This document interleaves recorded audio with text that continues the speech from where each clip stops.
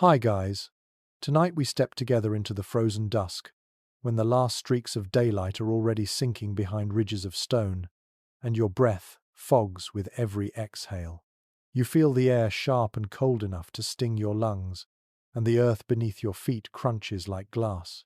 The world outside is not gentle, it is winter at its harshest, when every creature struggles to survive the night. And yes, if you were dropped here without preparation, you probably wouldn't make it past sunrise. So, before you get comfortable, take a moment to like the video and subscribe, but only if you genuinely enjoy what I do here. And please, tell me in the comments where you are and what time of night it is right now. Now, dim the lights, and together we'll slip into the world of caves, where warmth, sleep, and survival blend in ways our ancestors depended on. You trudge forward, snow catching at your ankles, the horizon fading into slate-grey shadows. Somewhere far behind, the sun has given up its last warmth, leaving nothing but a pale afterglow.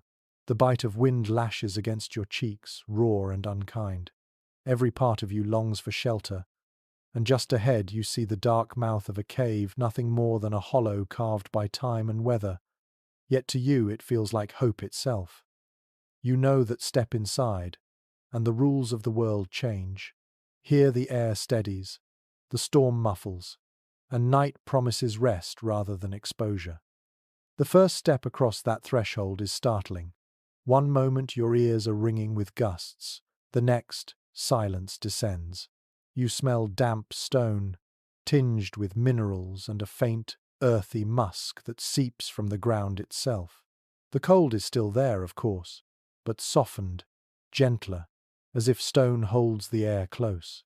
In fact, geologists have noted that caves maintain steadier temperatures than the surface, often hovering near the mean annual temperature of the region. It means that even in the depths of glacial winters, the cave doesn't swing as wildly as the blizzards outside. That stable atmosphere would have been a lifesaver for early humans seeking not just shelter but true rest. Your eyes adjust slowly, finding shapes, uneven walls, stones jutting like ribs, and patches of darker shadow where recesses dive deeper. You feel the ground firm beneath your boots, smooth in places, littered with pebbles in others. Your fingertips brush the stone, it is cool, slightly slick, as though polished by countless hands long before yours. You can almost sense them, people crouched here, huddled with children, carrying meat from the hunt, stacking firewood. Imagine them stepping in with you, whispering in languages lost to time. Archaeologists often remark on how natural shelters like this became prime winter refuges. Evidence of soot layers high on cave ceilings shows that fires burned here season after season, and yet historians still argue whether groups stayed all winter long or used caves as temporary stopovers. Some point to heavy deposits of ash, bones, and tools that suggest long-term residence, while others believe groups moved regularly, never staying too long in one place for fear of exhausting local resources. You may picture them either way, a band of kin making this hollow their winter nest, or wanderers passing through, grateful just for a few nights of warmth. As you settle on a ledge inside, listening to the faint whistle of air at the entrance, you notice how sound changes here. Outside, the world roared with wind. Inside, even your breathing seems louder, reverberating against stone. The acoustics of caves fascinated early people too, though not always in ways we fully understand. Some researchers speculate that echoing chambers inspired ritual singing or drumbeats. But in your case, right now, it simply means you can hear your own heartbeat calming after the struggle through the snow. It's a steady thump that reassures you are safe, at least for tonight. Imagine now the faint orange flicker of firelight beginning at the center of the chamber. Sparks catch, then wood snaps, releasing smoke that curls upward. The warmth radiates unevenly, reaching your shins first, then slowly brushing your face. The smell of charred resin fills the air, sharp yet comforting. Fire means more than heat, it is the line between life and death, the reason you can stretch out, sigh, and drift towards sleep without fear of freezing. It is also, quite literally, a clock. Without modern timekeeping, the fire's glow marked the hours.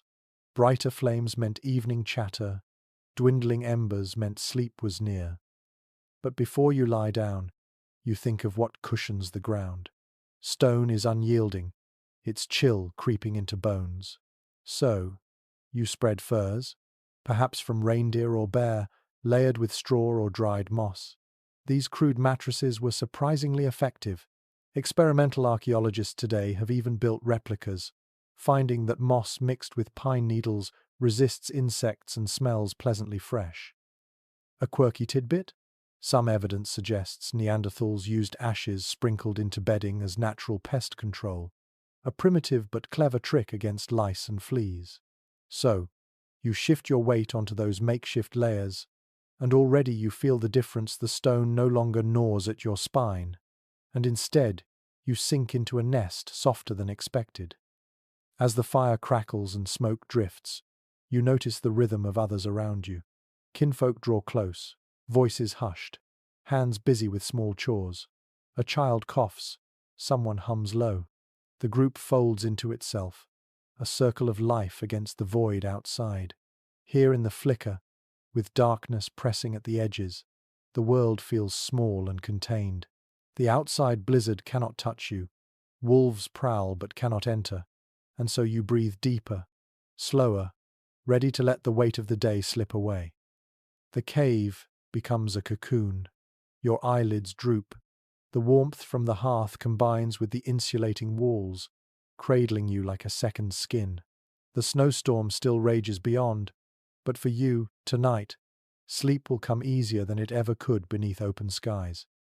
The smell of damp stone lingers around you, soft yet insistent, clinging to your nostrils like a memory you cannot quite place.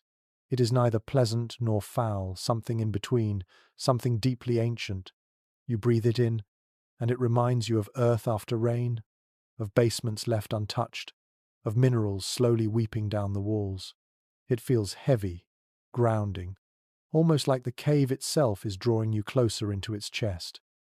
You lie still for a moment, realizing that this is the smell your ancestors would have known intimately, the smell of safety when winter clawed at the world outside.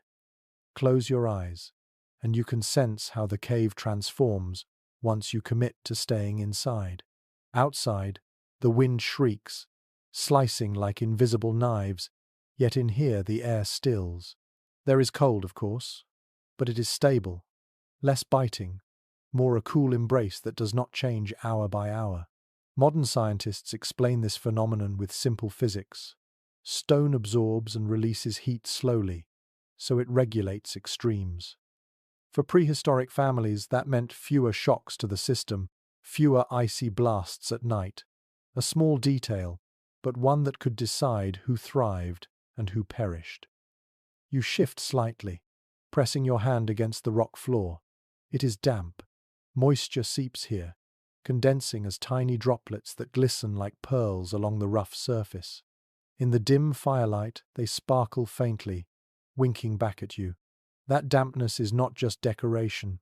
It meant water nearby, dripping from stalactites or collecting in shallow basins. Imagine the convenience, never straying far for a sip, never wandering into the dark forest in search of a stream while predators lurked. Still, historians debate whether such moisture made caves more of a burden. Some argue that damp stone chilled the body too much, worsening ailments like arthritis or coughs. Others counter that clever bedding layers of hides, branches, and ash offset the cold. You may find yourself siding with the latter, because as you lie here with furs beneath you, the damp doesn't feel like a threat. It feels like background music. There's a quirky observation from archaeologists. When they recreate ancient living spaces inside caves, they often remark on the cave smell, sticking to their clothes for days. It's a potent combination of minerals, ash, and dampness. That smell would have been part of every waking and sleeping moment for early humans. Children would have grown up with it embedded in memory, like how modern people recall the scent of home cooking or a familiar blanket. For you, Lying here in the dark, it becomes strangely comforting, even hypnotic, drawing you deeper into drowsiness. Your ears catch the faint sound of dripping water somewhere further inside, a steady plink, plink, plink. Each drop echoes, stretching into the silence as though the cave itself is speaking. Some anthropologists believe these natural sounds influence the rhythms of prehistoric sleep. Without clocks or electricity, the body listened to cues like this: drip patterns, crackling fire, howling wind outside. They formed an organic lullaby. And though historians still argue whether people of that era experienced segmented sleep, waking in the middle of the night for a first and second slumber, the evidence suggests that these natural cues shaped when and how deep they drifted off. You inhale again, and this time the smell shifts. Smoke has mixed with dampness, forming a perfume of char and stone. It scratches your throat slightly, but your body adjusts. There is a peculiar trick the cave plays on smoke. Instead of dissipating quickly like outdoors, it lingers, curling and thickening, staining ceilings black. Archaeologists often point to those soot marks as fingerprints of long occupation. They are history written in ash.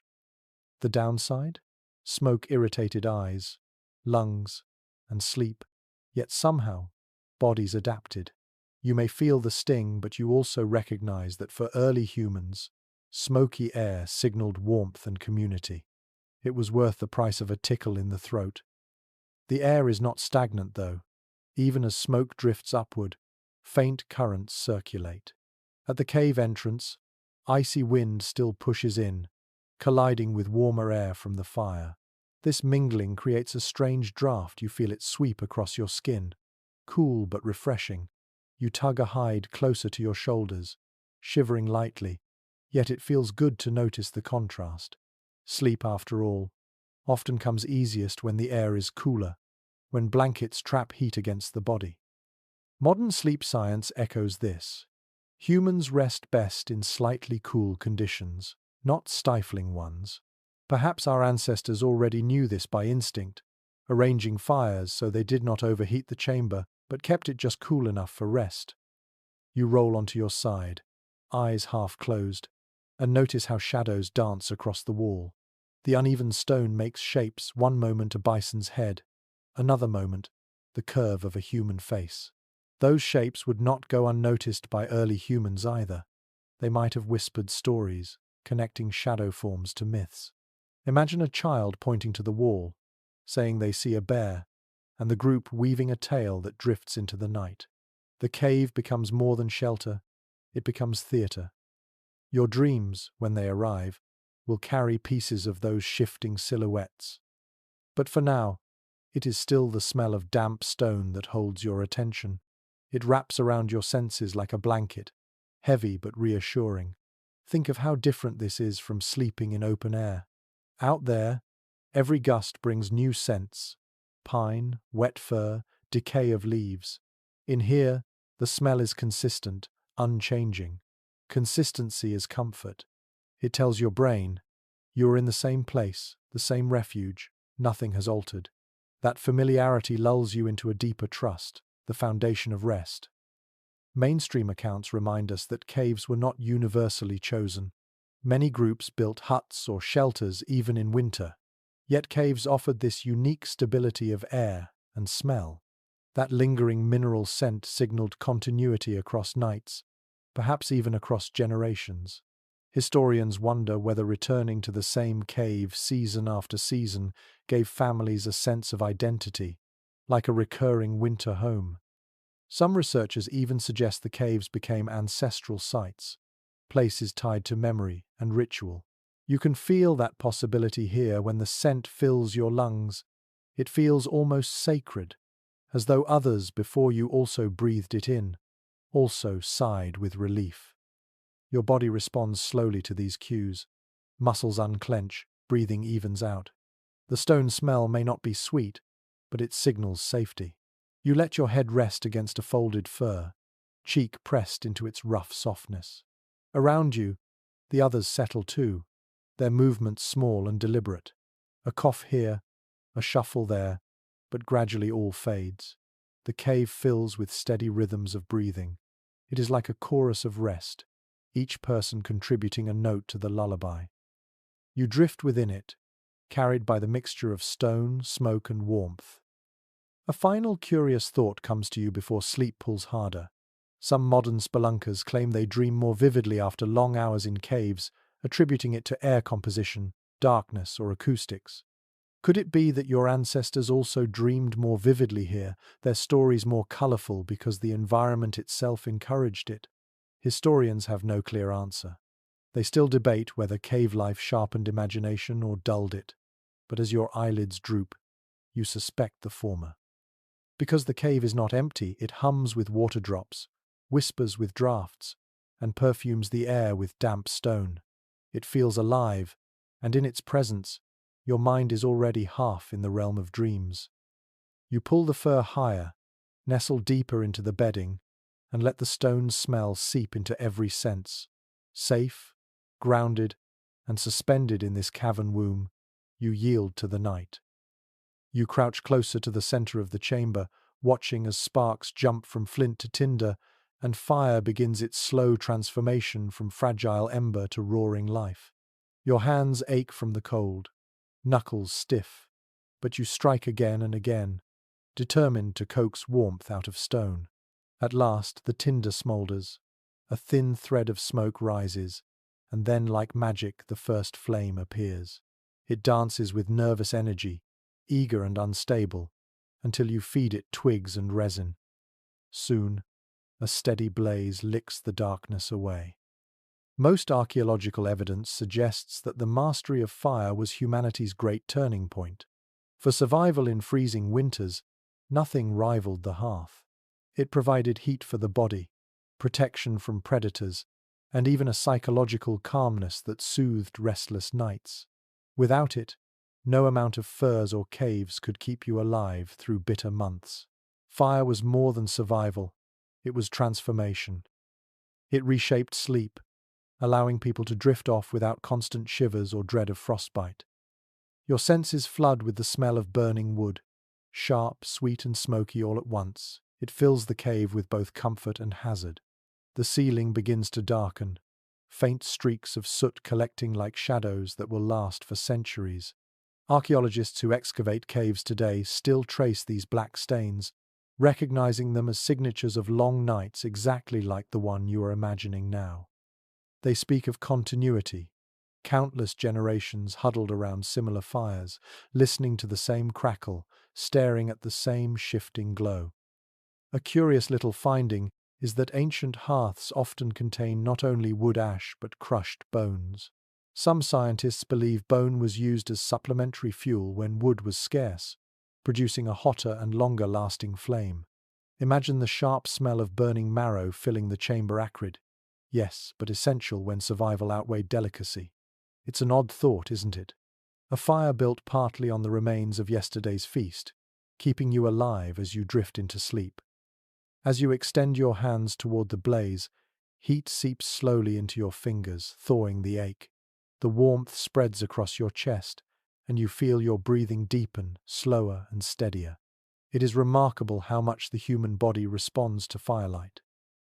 Even today, researchers note that staring at flames lowers heart rate, easing anxiety. You sense that same ancient relaxation creeping in, the way your ancestors must have leaned back, eyes half closed, lulled by the gentle rhythm of flickering light. Of course, fire is not without risk. The cave mouth draws in wind, which occasionally sends sparks flying dangerously close to hides and hair. Children are hushed, reminded not to play too near. Adults keep a cautious eye on the embers, knowing a stray flame could undo all safety. Specialists remain split on how early humans managed these hazards. Some propose that careful hearth designs, stone circles, hollowed pits kept flames under control. Others think fire was more chaotic, requiring constant vigilance. You might lean toward the second, since you can feel the tension even as you relax, one ear always tuned for the crackle that signals trouble. But the benefits far outweighed the dangers. The fire doesn't just warm your body, it extends your day. Without it, Darkness would swallow everything the moment the sun set. With it, hours stretch longer. You can sit, talk, mend tools, tell stories, and yes, prepare for deeper sleep. Fire restructured time itself. It gave you twilight, a liminal space between day and night where the mind could wind down gradually. This transition mattered for rest, just as our modern bedtime routines matter now. The cave becomes a world of color thanks to the flames. Shadows leap and sway, painting animals across the stone walls. At one moment you see a horse galloping, at another a bear crouching. These shapes merge with memory and imagination, blending into dreams even before you close your eyes. Some anthropologists suggest that flickering firelight might have encouraged early art sparks of inspiration, quite literally carved from the dance of shadows. Whether that is true or not, you sense how the flames guide your thoughts into softer, stranger pathways, exactly the roads that lead towards sleep. The crackle of resin pops, startling but rhythmic. Occasionally, smoke curls low, making eyes water.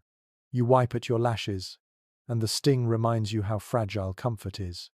Yet even this discomfort carries reassurance. Smoke drives insects away. Ash, sprinkled over bedding, deters pests.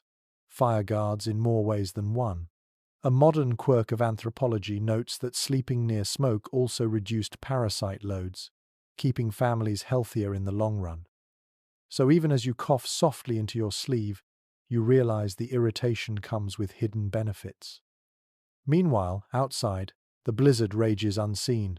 Wolves prowl, noses catching scents of roasting meat scraps tossed into the flames. But none dare enter. The line of firelight is like an invisible barrier. You feel secure, even smug, knowing that predators who could tear you apart hesitate at the very edge of this circle. Imagine how differently sleep would feel without that barrier, fitful, anxious, constantly interrupted. Instead, you allow yourself to lie back, sigh, and let fire carry you into rest. The debate continues among researchers about whether firelight truly altered circadian rhythms. Did people sleep in longer, uninterrupted blocks? Or did they still wake in the night as many pre-industrial societies did? The evidence is unclear. Some experiments with modern volunteers in firelit settings suggest that people relax into segmented sleep, waking for an hour in the middle of the night before returning to slumber. Others insist fire allowed deeper, continuous rest. You may not know the answer, but lying here now, you can feel how the flame reshapes your sense of time. It bends night into something gentler, less absolute. Your companions settle in around the hearth. Some curl up close, furs wrapped tight, while others take positions against the wall. You notice how everyone faces inward, toward the blaze, as though fire itself is a companion. This instinct survives even today. How often do we arrange ourselves around campfires, televisions, or glowing screens? The circle is the same, the pull of light unchanging. Fire has always been the axis of our rest. Your eyes half close as you follow the fire's rhythm. It flares, it calms, it sighs. You match your breathing to its rise and fall, a subconscious synchronization. The cave fills with a golden pulse, a heartbeat of warmth. It is both fragile and eternal, small enough to vanish with a gust, yet old enough to have carried your kind across millennia. In this moment, as flames paint your skin and smoke perfumes your hair, you understand why early people might have considered fire a spirit, alive and watching. To them it wasn't just heat, it was company, guardian, teacher. Perhaps they whispered thanks before drifting to sleep, offering scraps of food into the blaze as though feeding a guest. Imagine those murmured rituals blending with crackling wood, fading into silence as eyelids drooped. You lie down now, the warmth lingering even as you turn away. Fire continues behind you, steady and loyal. Its glow softens the cave's dampness. Its scent mingles with mineral air. Its presence assures you that night is safe enough for dreams. Without it, the cave would be unbearable. With it, you are lulled into calm. The flames hiss softly as resin bubbles, a final lullaby. Your eyes close fully, and your last thought before surrendering to rest is simple gratitude for fire, for stone, for the chance to sleep through one more winter night. You ease your body down upon the ground, still warm from the fire's glow, and take note of what cushions you.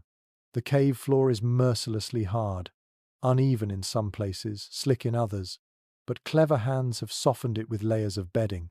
Hides, straw, dried moss, and branches form a makeshift mattress.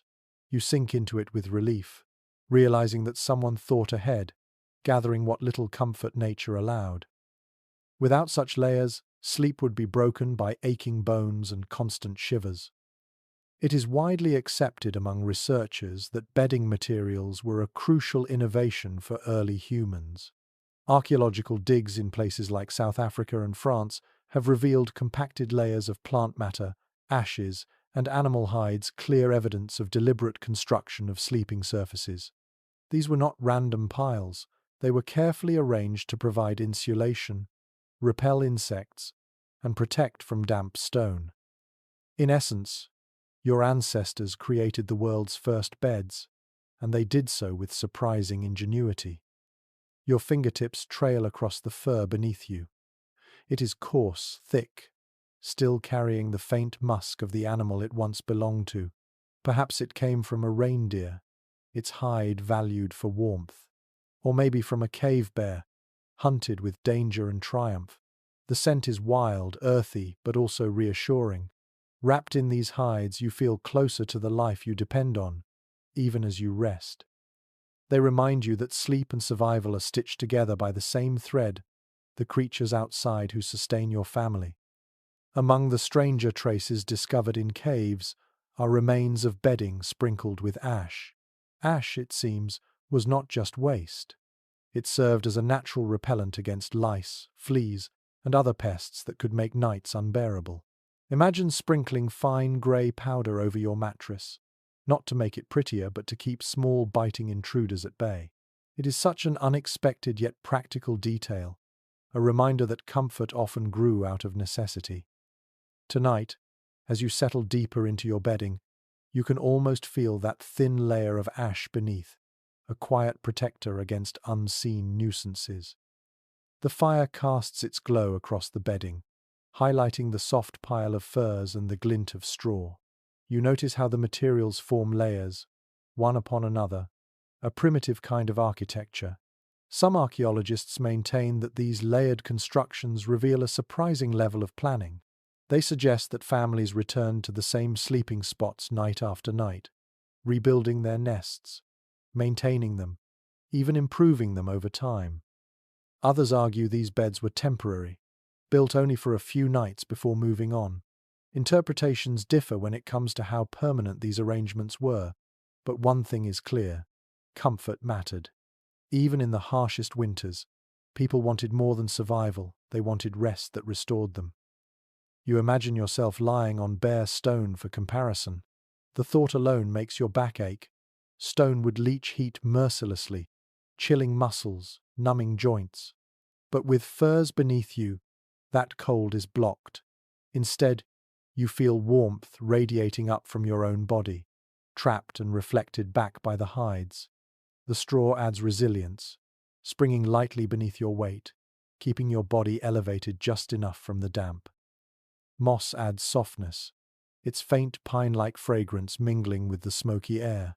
Together, these layers form a cradle, a cocoon against winter's cruelty. Close your eyes, and you hear the subtle creak of straw shifting as someone beside you moves.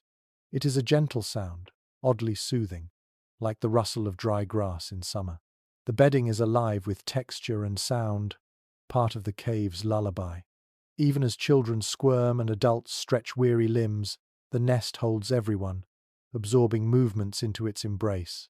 The bedding is communal, not individual. You do not claim a personal mattress, you share in one great nest, bound together by closeness. An unusual observation from modern experiments is that such bedding materials also affected air quality. When straw and herbs burned or decayed slightly, they released compounds that could cleanse bacteria from the air. In a confined cave, this might have reduced illness. Think of it, Not only did moss soften your bed, it may have purified the space where you slept. Tonight, with your cheek pressed against fur, you can almost convince yourself the faint, sharp tang in the air is medicine itself. You roll slightly to your side, pressing your body against the warmth of another. Sleeping in groups was not optional. It was survival. Shared bedding meant shared heat, each body contributing to a pool of warmth that made the difference between life and death. The hides draped across multiple figures, cocooning them all, turning a handful of humans into one large breathing organism. Each exhale softened the air. Each heartbeat contributed to a rhythm. You feel it now, your body no longer isolated, but part of a greater whole. Debates persist among experts about whether such close sleeping fostered deeper intimacy or constant tension. Some argue it encouraged bonds, trust, and even synchronized sleep patterns. Others suggest quarrels, discomfort, and lack of privacy plagued nightly rest. As you listen to the faint sighs and snores around you, you can imagine both sides being true. Perhaps there were nights when warmth outweighed irritation, and nights when elbows dug into ribs and tempers frayed. But in this moment, with cold pressing outside and fire glowing within, you sense closeness as comfort. Your hand brushes against straw again, and you realize how little separated you from the earth. Just a thin layer of plant matter, some hides, and then rock. And yet, that little bit of innovation was monumental. It is easy now to overlook such simple inventions, but bedding was as revolutionary as fire in shaping human rest. It allowed the body to heal better, to fight illness, to rise stronger for the next hunt. This is no luxury, it is survival disguised as comfort. Imagine children curled against their parents, furs pulled over small heads. Their breaths puff in rhythm, soft and even. Mothers hum low, not quite lullabies, but murmurs of reassurance. The bedding absorbs it all, a stage for human tenderness as well as necessity. You realize that sleep here is not only about keeping the body alive, it is about nurturing the spirit, ensuring that even in the depths of ice, moments of peace endure. Some researchers note that this closeness to hides and moss also meant closeness to scents. Every night, the smells of animal, plant, and smoke pressed into skin and hair. It may sound unpleasant, but perhaps it became part of identity, the scent of family, of tribe. To those children, the odor of fur was not strange, it was home. Tonight, as you breathe in that musk, you feel strangely comforted too, as though your senses recognize something ancient, older than memory itself. The cave around you sighs. Drips fall in the distance, fire pops, straw rustles. These are the lullabies of your ancestors, woven into the bedding beneath you. You shift, sigh, and let the hides envelop you further. Outside, the blizzard sharpens its teeth, but inside you rest. The bedding does its work silently, insulating you from cold, pests, and pain. It is humble, yet it holds the weight of innovation. As your eyelids grow heavy, you realize you are not just lying on animal skins and dried plants. You are lying on the first true beds of humanity, the foundation of all comfort that would follow. From these crude nests sprung mattresses, quilts, and pillows centuries later. But none of those modern luxuries matter right now. What matters is the warmth seeping into your bones, the softness beneath your cheek, and the gentle knowledge that you will make it through the night. The fire has settled into a steady glow now, not roaring, not threatening to vanish, but humming along as if it, too, has found a rhythm for sleep. You lie back, half-lidded eyes gazing upward, and there it is, the gentle hush of water dripping from some unseen stalactite in the depths of the cave. Plink, plink. The sound stretches across the chamber, echoing in ways that transform the smallest droplet into something grand. It feels like a metronome keeping time in the darkness, a patient and eternal lullaby whispered by stone itself. Excavations consistently reveal that prehistoric caves bore signs of water erosion and dripstone formations. Many shelters chosen for winter survival were not just empty cavities but living spaces shaped by centuries of dripping, flowing water. To the modern ear, That sound is white noise, soothing, steady, a signal to the brain that it is safe to rest. Imagine how profound it must have been for your ancestors. No electricity, no hum of machines, no street lamps outside the window, only the faint rhythm of water falling into pools. A soundscape carved by nature and carried straight into their dreams. You turn your head slightly, listening harder. The sound is not uniform. Some droplets are quick, striking with a sharper tone. Others slower, rounder, a deeper splash. Each variation becomes a note in the cave's hidden music. Children curled under furs may have fallen asleep faster because of it. Mothers nursing infants may have timed their breathing to those drops. And elders, eyes half shut, might have woven myths about spirits whispering in each plink. An unusual observation from speleologists, the scientists who study caves, is that dripping water can alter its pitch depending on the size of the cavity it falls into. Small puddles produce high, tinkling notes, while deeper pools echo lower, resonant tones. In a sense, the cave played its own organ each night, an instrument that required no hands, only time and gravity. You can almost hear it now, shifting from treble to bass, weaving a natural lullaby across the chamber.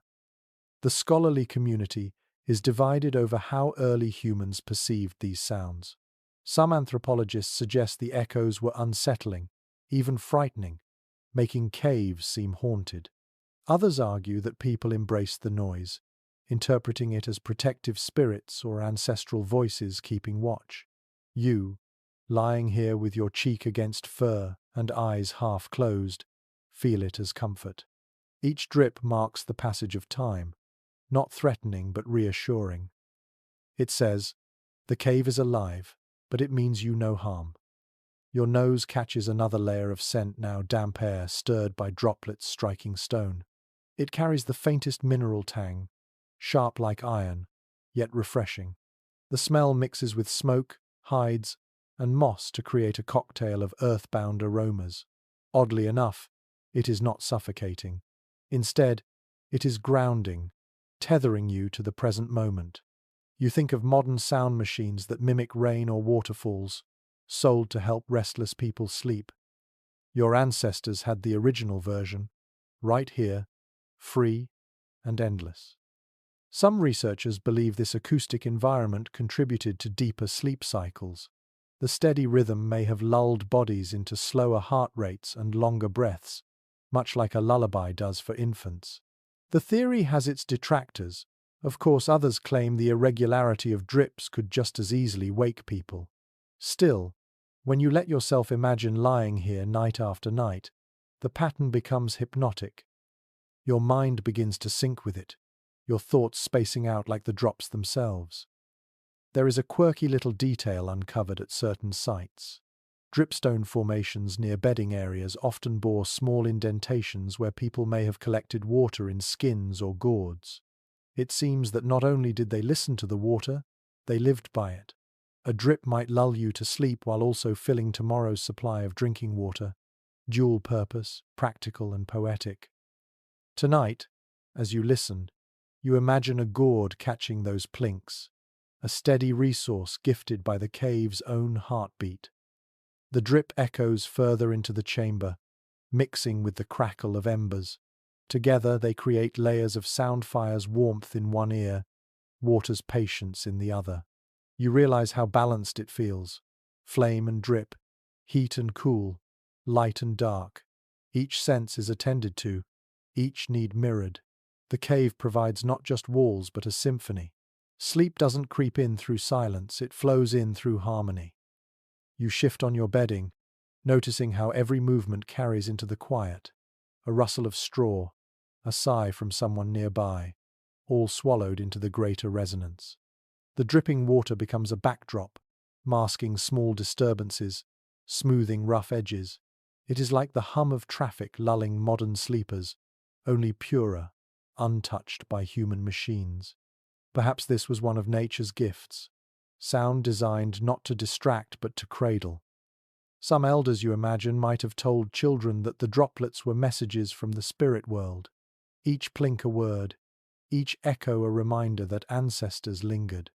In fact, some scholars argue that caves themselves were viewed as liminal spaces, the thresholds between the living world and the underworld.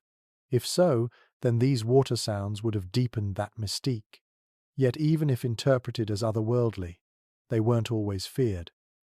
Instead, they could be reminders of protection, of unseen presences keeping watch while the family slept. Your eyes droop as you follow the rhythm. You don't count the drops, they count you, marking your slow surrender into rest. Every plink is a nudge downward, every echo a hand guiding you deeper. You let it happen, no resistance, just trust. Before you drift fully, you remember a modern experiment where volunteers slept inside caves for weeks without clocks or sunlight. Many of them reported unusual dreams, vivid and immersive, often tied to the sound of dripping water. One volunteer even claimed they felt the cave was breathing with them. Whether that was real or imagined, you can sympathize. Right now, the cave feels alive. Its drips a pulse in your ears, synchronizing with your chest. Outside, the storm howls, but you barely notice. Wolves, snow, cold, they are muffled into nothingness. Inside, only fire and water remain, ancient opposites blending into one gentle song. You curl closer into your bedding, body loose, mind softened, and accept the lullaby. You may not know if this is superstition or science, comfort or coincidence, but tonight, the dripping water belongs to you. It will carry you into dreams as faithfully as it has carried countless generations before.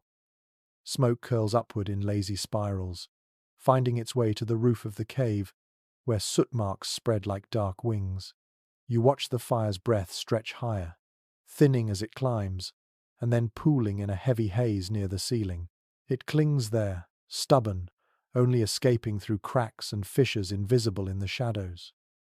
Your lungs catch slightly with each inhale, but you've already learned to live with it. This is the price of warmth and safety, air that scratches at the throat, eyes that water, yet bodies that survive. Most archaeologists agree that soot deposits are among the clearest signs of long-term cave habitation. When excavators tilt their lights towards ceilings, the blackened crust tells its own story. Years upon years of hearths burning in the same spots. Families, seasons, generations, layer after layer of smoke, sealed into stone like an archive. To the untrained eye, it looks like nothing more than dirt. But to experts, it's a diary written in charcoal, proof that people found this air breathable enough to endure, even when it wasn't exactly pleasant. You cough lightly, but then chuckle at the thought. Even discomforts can feel comforting when they are familiar. The sting of smoke in your eyes is shared by everyone around you, grandparents, children, hunters returned from the chase. It is communal irritation, softened by laughter and habit. A modern oddity.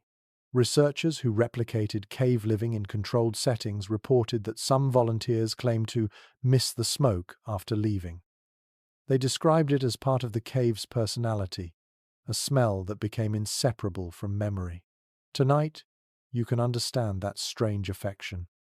Archaeologists continue to debate how ancient people managed ventilation. Some propose they built small fires near cave mouths, letting drafts carry smoke outward. Others insist larger hearths were placed deeper inside, smoke pooling, until winds eventually dragged it out. Neither explanation fully satisfies. You sit in the haze and realize both might be true solutions, shifting with cave design, weather, or simple necessity. What matters isn't perfection but survival. Breathing a little smoke was better than freezing to death outside. Still, the body adapted in clever ways. You notice how those around you stay low, close to the floor where air is clearer. Infants rest in hollows lined with hides, where smoke has thinned. Adults crouch, never standing fully upright unless necessary. It becomes instinct, a posture born of survival. You too are just lying lower, drawing each breath carefully, savoring the difference between fresh air near the ground and the heavier layer above. One odd but delightful detail unearthed in some caves: stalactites coated with soot, darkened permanently by smoke that brushed them nightly. Imagine the cave itself slowly transformed by each exhale of fire. What once was pale limestone became painted black, a collaboration between humans and stone. Even thousands of years later, those formations still carry the memory of smoke. You gaze upward and picture that transformation happening here, even as you lie beneath it. Your skin prickles with the warmth fire provides, yet smoke tempers it, reminding you not to grow complacent. You think about balance, too much fire and the cave suffocates, too little and the cold steals your rest. The line between comfort and danger is razor thin. Families must have learned through trial and error, adjusting, experimenting, teaching each generation how to tend flames just enough. Specialists remain split on whether fire tenders were chosen by role. Perhaps certain adults always kept watch or if everyone took turns. Either way, the presence of smoke was constant, woven into every night of winter. You rub your eyes, watering from the haze, and feel oddly drowsy. Some scientists suggest that carbon particles or lower oxygen might have influenced sleep, pushing people into deeper states more quickly. The idea isn't proven, but as you blink heavily, it feels plausible. Smoke, for all its irritation, may have been a strange ally of slumber. Your ancestors, dozing with watery eyes, might have slid into dreams faster than they ever would have under clear skies. The sound of crackling wood continues, each pop a reminder that smoke is always moving. It snakes upward, reshaping shadows, curling into invisible paths. You imagine the cave roof mottled with scars of flame layers of soot mingled with dripping minerals. Over centuries, smoke became part of the geology, fossilized evidence of nights like this. Without words or symbols, people inscribed their presence into stone simply by surviving. An unusual observation by modern cave explorers is how the smell of old soot lingers even in caves abandoned for millennia. Step into one, and you may still detect faint char, a whisper of fires long gone. It is a sensory time machine, pulling you back across eras.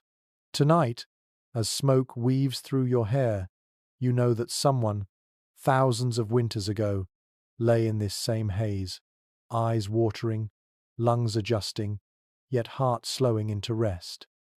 The children stir, some coughing softly, but no panic follows.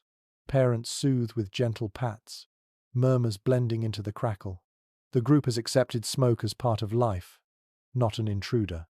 You realize this acceptance is a kind of wisdom resisting what cannot be changed, only wastes energy.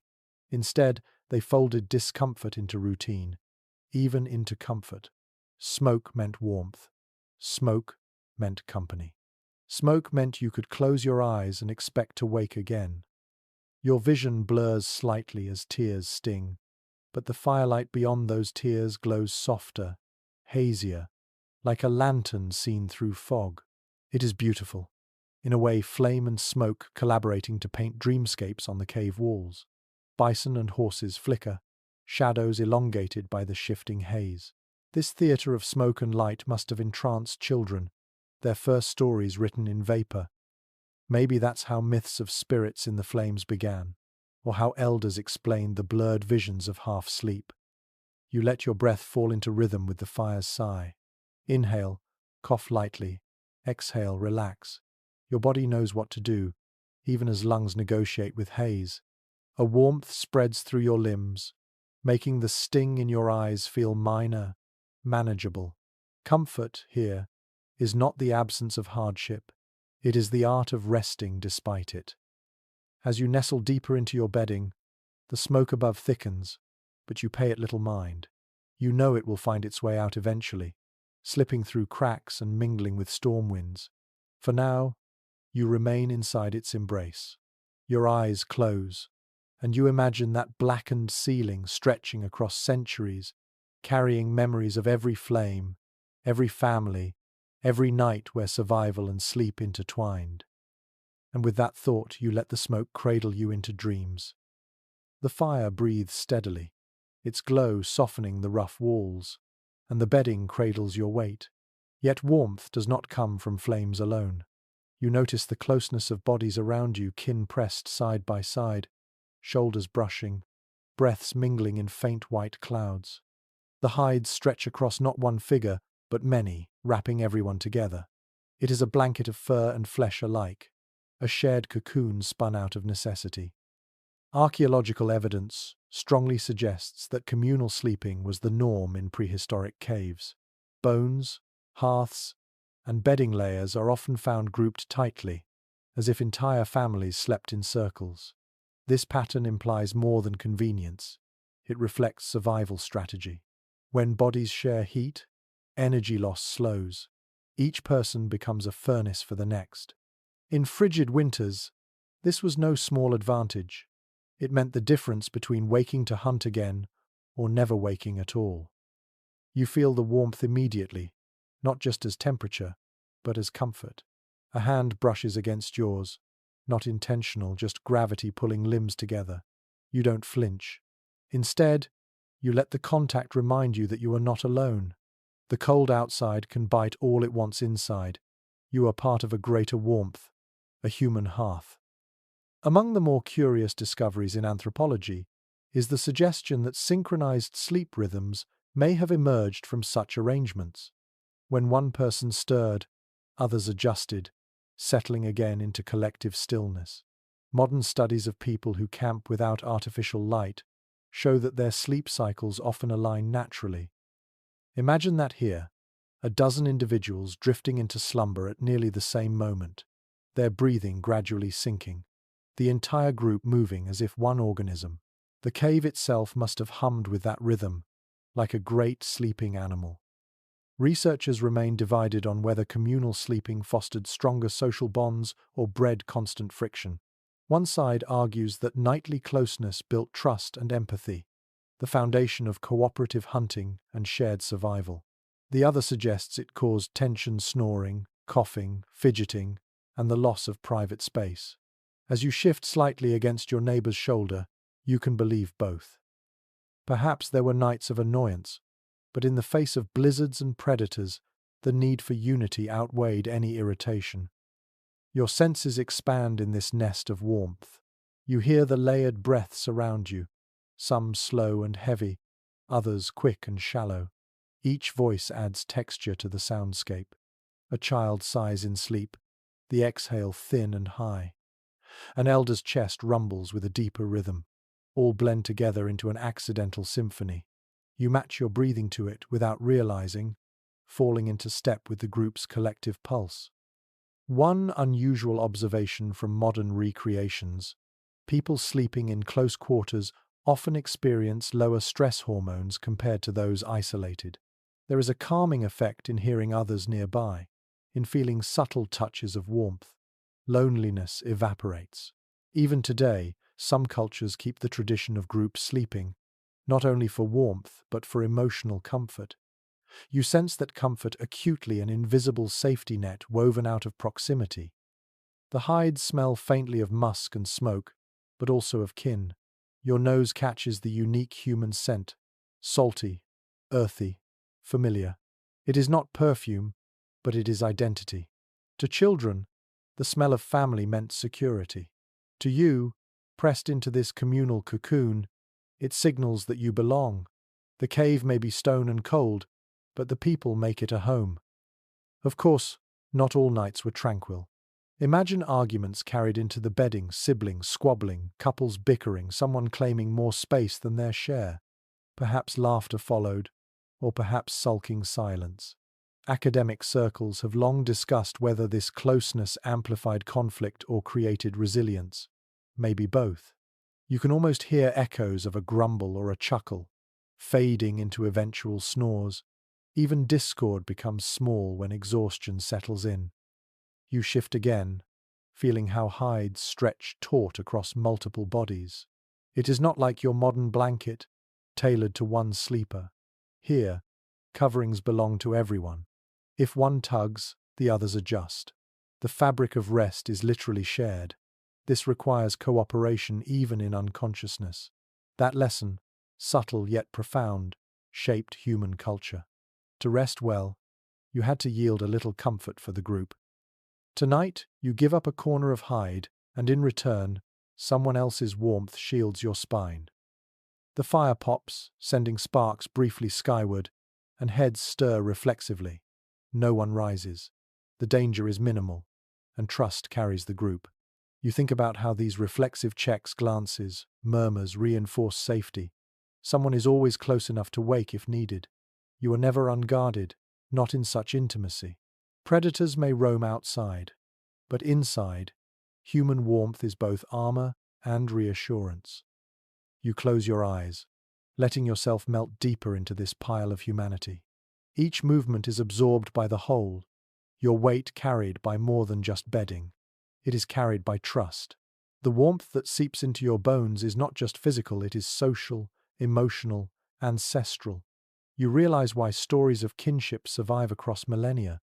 In the harshest winters, family was not just important, it was the only true shield against death.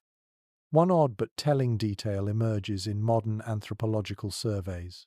People who share sleep environments often recall more dreams than those who sleep alone. Some suggest it's because small disturbances wake them during lighter stages of sleep. If that were true for your ancestors, then communal living didn't just protect them physically, it enriched their dream lives. Perhaps dreams became shared stories, retold by firelight the next day, weaving collective mythologies. You smile faintly, realizing even dreams were communal property here. The storm outside rages on, unseen, unheard. Its power has no sway over you tonight. Instead, you are wrapped in warmth, carried by breaths, lulled by presence. You let the sensation wash through you, the brush of another's elbow, the rhythm of synchronized lungs, the muffled cough in the distance. These are not annoyances, they are proof that you are not alone, that you belong to a circle of life enduring the ice. Your body loosens, muscles unclenching, heart slowing. You surrender not just to sleep, but to the group's collective slumber. Your eyelids droop, heavy, as warmth and sound blur into one steady current. Outside, wolves pace. Inside, you dream. The warmth of bodies fades into the hush of awareness. Your eyes, half closed, drift toward the entrance of the cave. Beyond the glow of firelight lies only blackness, pierced occasionally by the silver shimmer of snow swirling under the moon. The world outside is alive with movement, though you cannot see it clearly. You sense it, the shifting of paws across ice, the low snarl of hunger carried on the wind. Wolves, maybe a lynx, perhaps even a great bear, restless in winter's depth. It is widely accepted among archaeologists that caves were chosen as shelters not only for their insulation but also for their defensive position. A narrow mouth of stone could act like a fortress with just one point of entry to guard. When predators prowled in the dark, the cave became a shield. Yet this sense of safety was always tinged with caution. A family might huddle in warmth, but ears remained tuned to the outside world. Each howl in the distance was both a warning and a reassurance. Wolves are near, yes, but they are not inside. You lie still, listening. The wind carries sounds unevenly, bending them until they seem closer or farther than they truly are. A howl arcs across the night, beginning low, then rising to a high, lonely pitch. A shiver runs through your spine, even though the wolves cannot reach you. Somewhere, a child stirs at the sound, pulling tighter beneath a hide. The cave walls amplify the outside noises, as though reminding you, danger lingers just beyond your walls. Among the more curious notes from ethnographers is that many hunter-gatherer groups into modern times created bedtime stories about predators. These tales were both warnings and comforts, designed to teach children caution but also to soothe them. You imagine an elder whispering now, "Stay close. The wolf will not cross the fire." It is a ritualized lullaby, fear softened into safety by story. Interpretations differ when it comes to whether early humans ever shared their caves with dangerous animals. Some evidence suggests bears may have denned in certain shelters before or after people, leading to potential clashes. Other scholars argue that humans carefully avoided caves with such signs. Still, bear skulls found deliberately arranged in niches hint at a relationship more complex than avoidance, perhaps reverence, perhaps fear, perhaps both. As you stare at the cave mouth, you cannot decide whether you'd welcome or dread those glowing amber eyes appearing there. A sudden gust pushes snow deeper into the opening, scattering flakes that glisten against firelight. The cold shock tightens your muscles, but no beast follows. You breathe easier, though the awareness of what lurks beyond remains. You imagine wolves circling, their paws pressing the snow flat, their noses twitching for scents of meat or smoke. They wait, patient, clever, hoping for weakness. But the barrier of stone and flame stands strong. One unusual observation from zoologists is that wolves often avoided firelight even when desperate. Their caution, inherited through generations, made them hesitate at the glowing boundary. For your ancestors, this meant a powerful advantage. Fire didn't just warm, it drew a line predators rarely dared cross. Tonight, as flames flicker near the entrance, you see how their glow becomes an invisible wall, an unspoken command. Stay away. Still, the night stretches long. You wonder what it must have felt like to sleep lightly, ears always tuned for change. Even with warmth and kin, vigilance never fully lifted. Perhaps that is why people took turns tending the hearth, because the true fear wasn't freezing, it was waking to a shadow stepping inside. Specialists remained split on whether night watches were formalized roles or simply instinctive insomnia among some members of the group. You can almost picture one person now, eyes half open, watching the cave mouth while others drift deeper into dreams. The fire cracks, briefly flaring bright, and the shadows it casts seem to leap like intruders across the stone walls. You blink and realize it is only illusion. Yet illusions themselves had power here. How many times did a half-dreaming figure believe they saw a predator in the flicker, only to sigh in relief when it vanished? Perhaps those moments seeded myths of spirits pacing at the threshold, guardians or tricksters, keeping sleepers alert. You draw your hide closer, ears still pricked for the faintest sound. Beyond the storm's howl, you think you hear crunching paws. Maybe it is only branches snapping under ice. Maybe not. That uncertainty was constant in cave life each night, a wager with nature. You rest anyway, because rest is not optional. It is an act of faith, trusting that stone and fire will hold. An odd but poignant discovery at some European sites is the presence of claw marks etched into walls. Some are shallow scratches from humans shaping tools, but others are deeper, older marks of cave bears or big cats long before people settled here. Imagine lying in the dark, eyes drawn to those scars, wondering what beast once prowled this same chamber. They are reminders that safety is relative, that caves are borrowed homes in a world of competitors. And yet, despite the danger, you feel gratitude. Outside, predators own the night. Inside, you sleep. You surrender to drowsiness, knowing that stone wraps you, that fire warns intruders, that kin breathe beside you. The world beyond the entrance may be filled with hungry eyes, but tonight those eyes cannot touch you. The wolves will circle, the snow will fall, the wind will gnash its icy teeth, but here, in your hollow of stone, you are wrapped in warmth, in trust, in the fragile but stubborn gift of rest. You allow yourself to close your eyes, knowing danger will wait until morning, and by then, you will be ready. The fire softens, glowing like a tired heart, and the cave is steeped in shadows that stretch and sway across the stone. You lie back, lids heavy, and begin to notice how those flickering shapes become stories all their own. The bison etched on the wall seems to stir, head lowering as if grazing. A jagged crack in the rock morphs into a hunter's spear. Even the curves of the ceiling mimic the swell of mountains outside. It is not stillness, you see, but a moving theatre, an endless play of light and stone. Excavations at Paleolithic sites show evidence of deliberate use of fire near painted surfaces, suggesting that early artists may have understood how flicker transformed their work. It is widely accepted among researchers that shadows gave the art motion, breathing life into static figures. Children lying on bedding would have seen not just ochre lines but herds running, predators stalking, spirits leaping. Sleep came not in silence but through immersion in this visual dreamscape. You blink slowly, mesmerized. The shadows lengthen, shorten, ripple. Your mind begins to play tricks, turning the randomness of light into coherent patterns. A horse gallops. A bird spreads its wings.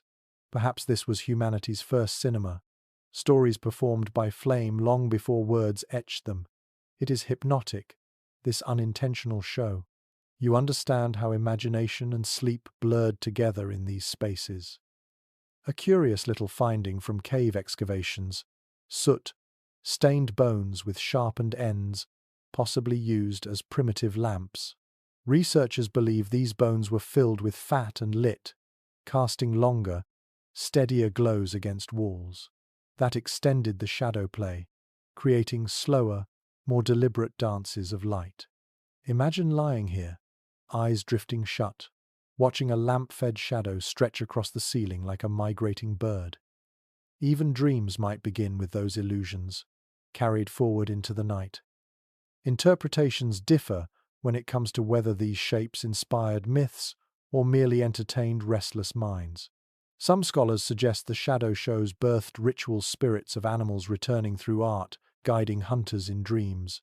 Others argue it was simpler, a distraction that soothed children and calmed nerves before rest. Neither explanation is certain, yet as you watch shapes stretch and flicker, you realize it doesn't matter. Whether divine or mundane, the result is the same: peace, fascination, the gentle surrender to drowsiness. You let your eyes wander along the jagged stone. The cracks and bulges create endless possibilities: faces, beasts, landscapes. A child whispers softly, pointing to a shadow that looks like a bear. An elder chuckles, weaving a tale about a great spirit watching from above. The story doesn't last long before the rhythm of breathing takes over, but the impression lingers. The cave itself has spoken, its voice a chorus of shadows.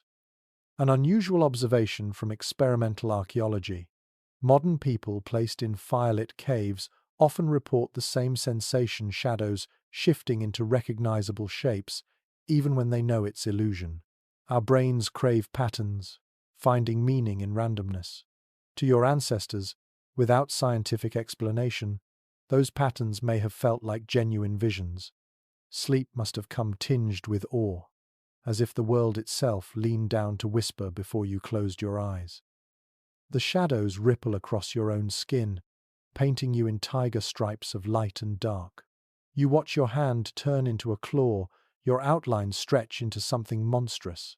Children likely played with such shapes, their fingers creating birds, wolves, or spirits on the walls. In those playful acts, comfort grew. Fear of the dark melted into laughter, then into slumber. You can almost hear giggles echoing through the chamber, soon swallowed by yawns. Researchers remain divided on whether such nightly shadow shows were intentional or incidental.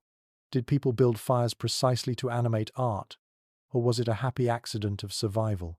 Specialists have yet to settle this debate, but you feel the truth lies somewhere in between. Fire was necessity, art was expression, and together they made nights magical. No one needed to plan it, shadows danced regardless, and people embraced the wonder.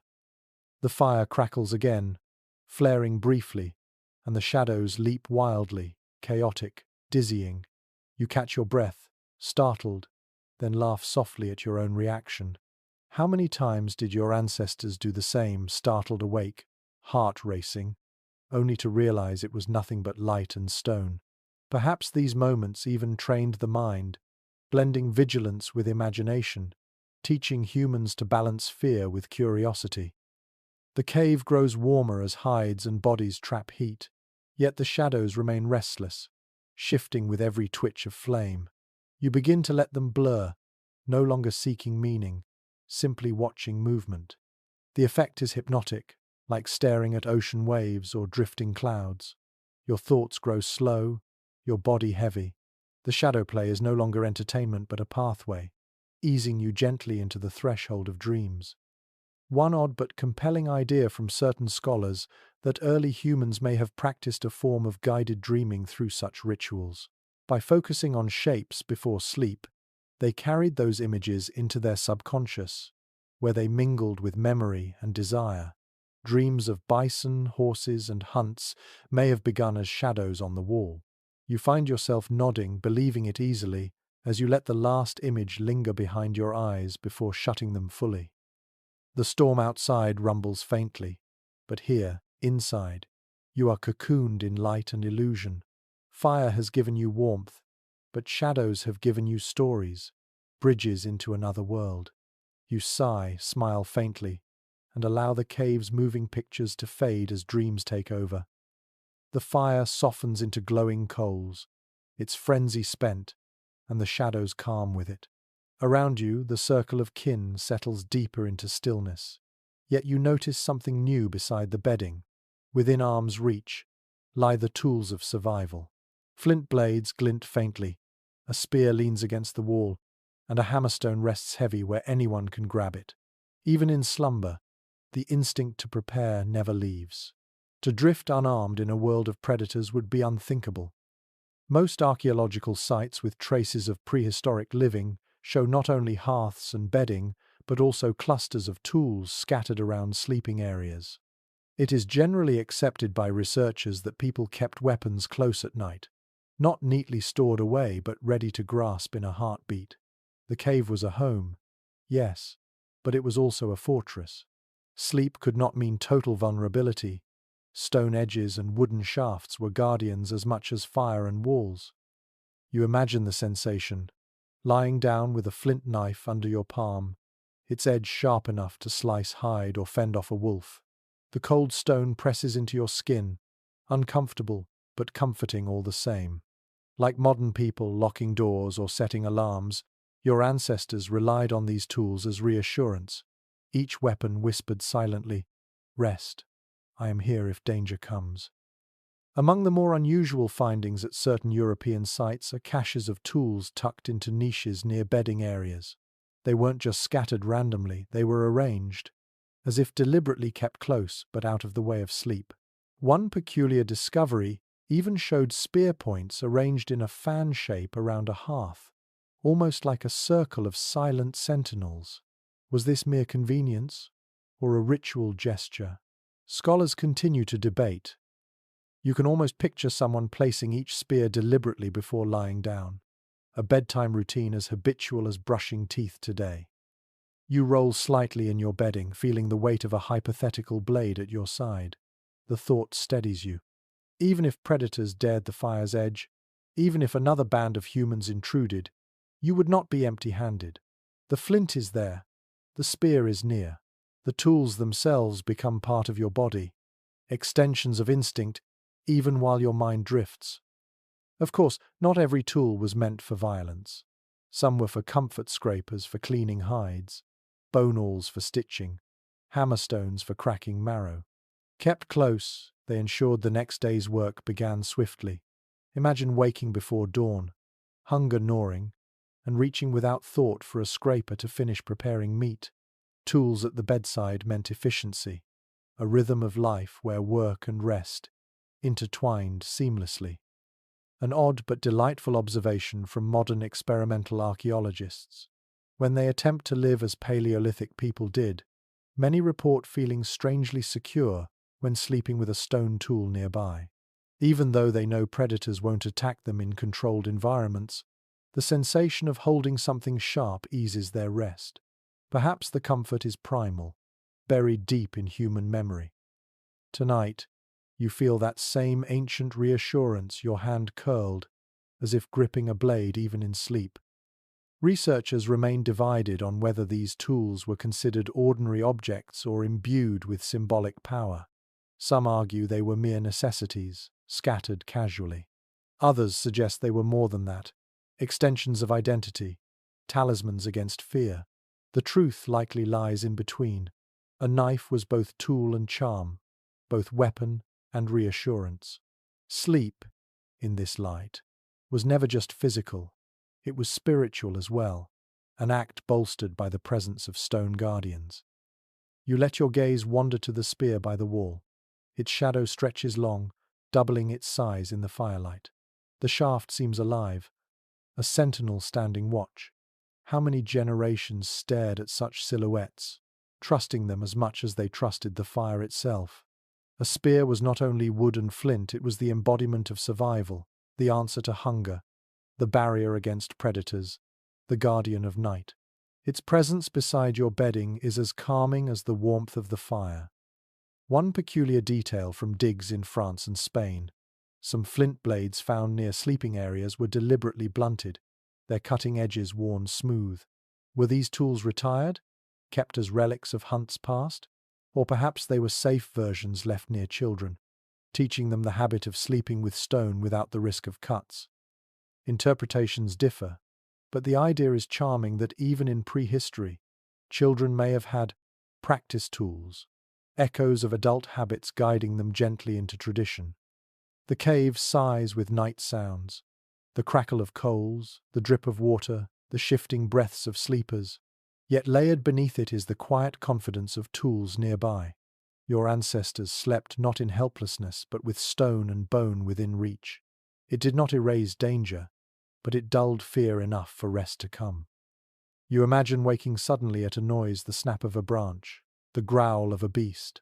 In that moment, your hand would already know where to reach, your body rising half from instinct, half from practice. That readiness was part of sleep itself, woven into the posture of rest. To sleep deeply meant to sleep armed, to let the mind wander while the body stayed coiled like a spring. There is a scholarly debate about whether such vigilance led to fragmented, lighter sleep among early humans. Some argue that constant readiness kept slumber shallow, reducing restorative cycles. Others counter that shared warmth, predator barriers, and tools together provided enough security for true deep sleep. Perhaps the answer is not universal but situational. Some nights heavy with exhaustion after hunts, others lighter, restless, ears tuned for danger. Tonight, you sense yourself slipping into the deeper kind, reassured by fire, kin, and the silent company of stone. Your hand curls again, this time loosely, as if embracing the idea of a tool more than the tool itself. You exhale, letting tension seep out of your shoulders.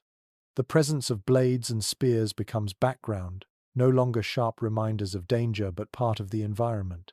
Just as the bedding cradles your body, the tools cradle your mind, giving permission to drift. Outside, predators still roam. Inside, shadows still shift. But here, in this circle of warmth, every detail has been prepared. Fire tended, hides layered, kin gathered, tools waiting. The stage is set for slumber, and you yield to it fully. The coals dim further, their glow steady but soft.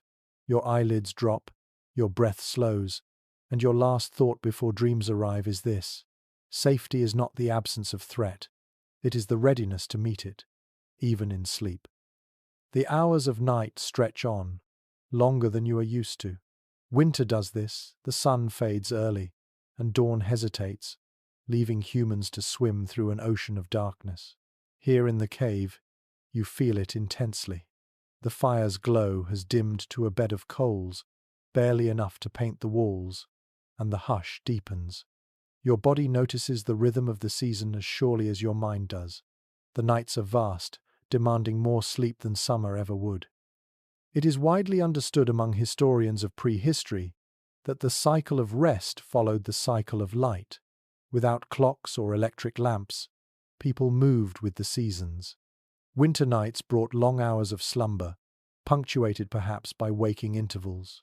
Summer, by contrast, shortened rest, pushing people outdoors for longer hunts and harvests. This seasonal rhythm shaped not only sleep but mood, energy, and survival strategies. You stretch under the hides, aware of the weight pressing more heavily than usual. The body craves stillness in winter, a slow burn of energy to last through lean times.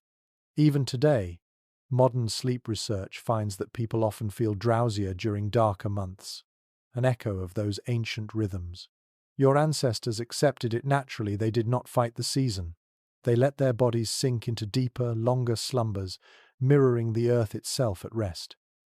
An unusual observation by scholars studying circadian biology: some indigenous groups in polar regions today still follow a form of seasonal hibernation, spending extraordinary amounts of time in sleep or quiet rest during the depths of winter.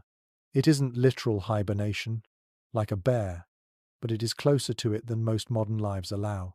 Imagine prehistoric families adopting a similar pace, days shortened to small bursts of activity, nights elongated into restorative stillness. You, curled inside the cocoon of the cave, can feel the same pull. Archaeologists continue to discuss whether prehistoric humans segmented their sleep during these long nights.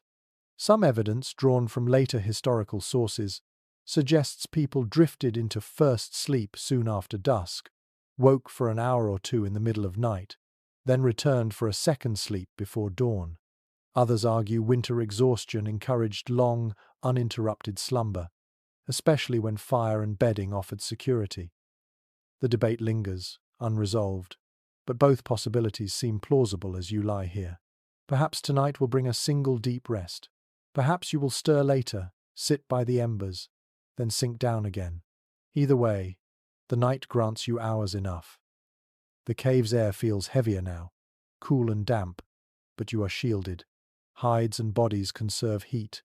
Fire radiates a faint pulse, and your limbs sink deeper into softness. The rhythm of dripping water continues, a steady counterpoint to your heartbeat. Outside, the storm has quieted. Though the silence is deceptive, predators move silently, and snow muffles sound. Still, the cave muffles time itself, and you are aware only of slow, deepening rest. One curious little finding at certain sites: clusters of sleeping areas often appeared in semicircles facing the hearth. This arrangement may have helped distribute warmth evenly and allowed everyone to watch the fire if they awoke, but it also resembles ritual design, almost like petals around a center. Whether practical or symbolic, the effect must have been profound. To lie down in such formation, surrounded by kin, staring at a shared flame, was to embody unity. You feel it now, lying in the imagined semicircle, fire at your center like a sun within the night. You wonder what dreams came in such long winters. Did hunters chase mammoths across snowfields in their sleep? Did mothers dream of green summers and ripe berries? Did children imagine animals painted on walls stepping down into life? Dreams must have been vivid, stretched by hours of slumber, shaped by shadows and sounds. Anthropologists have proposed that myths may have grown directly from these long dreamscapes. The boundary between night vision and waking tale was thin, and both wove into culture seamlessly. The scholarly community is not unified on whether long prehistoric nights produced lethargy or creativity. Some researchers suggest extended darkness led to torpor, sluggishness, and depressive moods. Others argue the opposite, that long nights gave time for storytelling, art, and reflection, enriching social life. As you drowse here, you can believe both. There may have been nights of dull heaviness, but also nights when imagination soared, sparked by fire and shadow. You roll slightly, stretching legs that ache from crouching during the day's work. The bedding rustles, straw and hides shifting under your weight. Around you, bodies shift as well. Someone coughs softly. Another sighs. A child murmurs in dream. The communal nest breathes, adjusting itself like one large creature. Its warmth is constant, but its sounds are ever-changing, proof that even in deep night, life stirs. An odd but telling detail from experiments with dark retreats, modern studies, where volunteers live without artificial light, shows that many people naturally extend their sleep to 12 or more hours when given unlimited darkness. They also experience more vivid dreams. It seems our bodies still carry ancient instructions. When nights are long, rest deeply. You feel that instruction in your bones now, a pull older than civilization. guiding you to let go fully. The fire pops faintly, startling a brief glance, then quiets again. Its glow seems smaller, but it is enough. Even coals provide a faint circle of safety, light against the vast dark outside. You know that when one sleeper wakes, they will add another branch, reviving flame. But even if no one stirs for hours, the embers will hold, glowing like quiet stars within the cave. That knowledge eases you further. You do not need to stay vigilant every moment. The night will be tended, whether by fire, by kin, or by time itself. You sigh, nestling deeper into your hide, eyes fluttering. The long night wraps you, demanding no hurry, no alarm. In this cave, time is different. Winter teaches patience, teaches surrender. You let your body learn it again, as countless generations did, to slow, to stretch, to rest longer than seems possible. Sleep is not escape, it is survival, a rhythm aligned with the earth itself. Your final thought before drifting deeper is simple.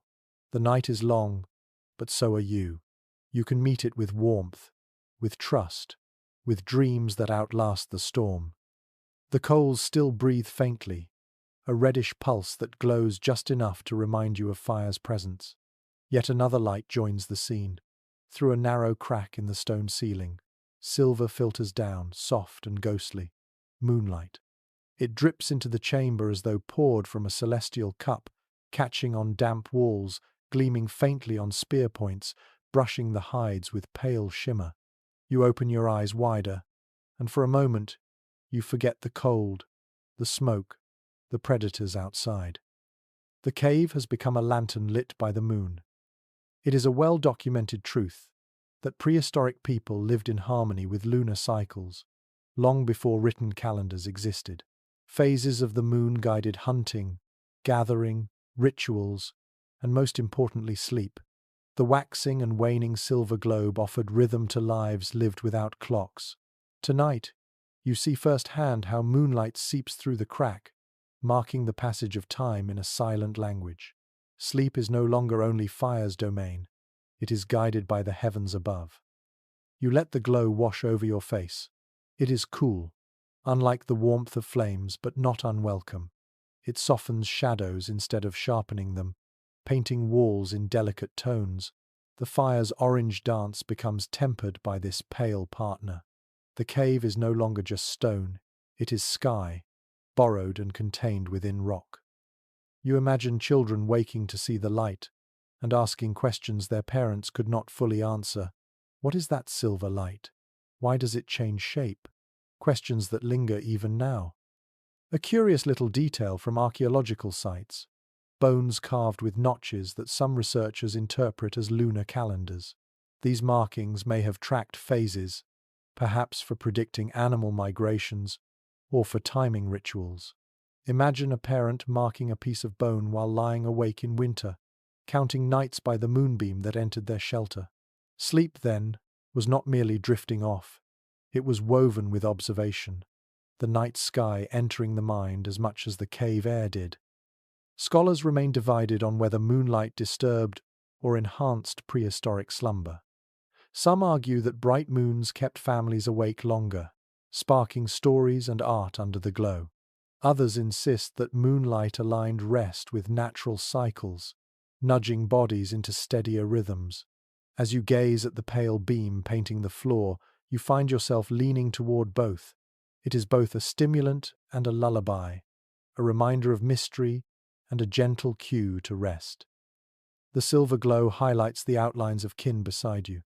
Their faces soften, the harsh lines of exhaustion erased by moonlight's caress. A child's cheek gleams, rounded in innocence. An elder's wrinkles blur into smooth shadows, time itself gentled by this celestial brush. You realize moonlight does not judge it, reveals beauty in everything it touches. No wonder myths cast the moon as a goddess, a mother, a keeper of night. Even without names for deities, people must have felt awe in this light. One unusual observation from ethno-historic accounts: some communities in later times believed that sleeping directly under moonlight could bring dreams or visions, even madness if too prolonged. You wonder if similar beliefs began here, in caves where silver slipped through cracks. Did mothers tug hides tighter over children, warning them not to gaze too long? Or did they whisper that the moon's light carried stories, guiding dreamers into the spirit world? Both ideas could be true depending on who whispered the tale.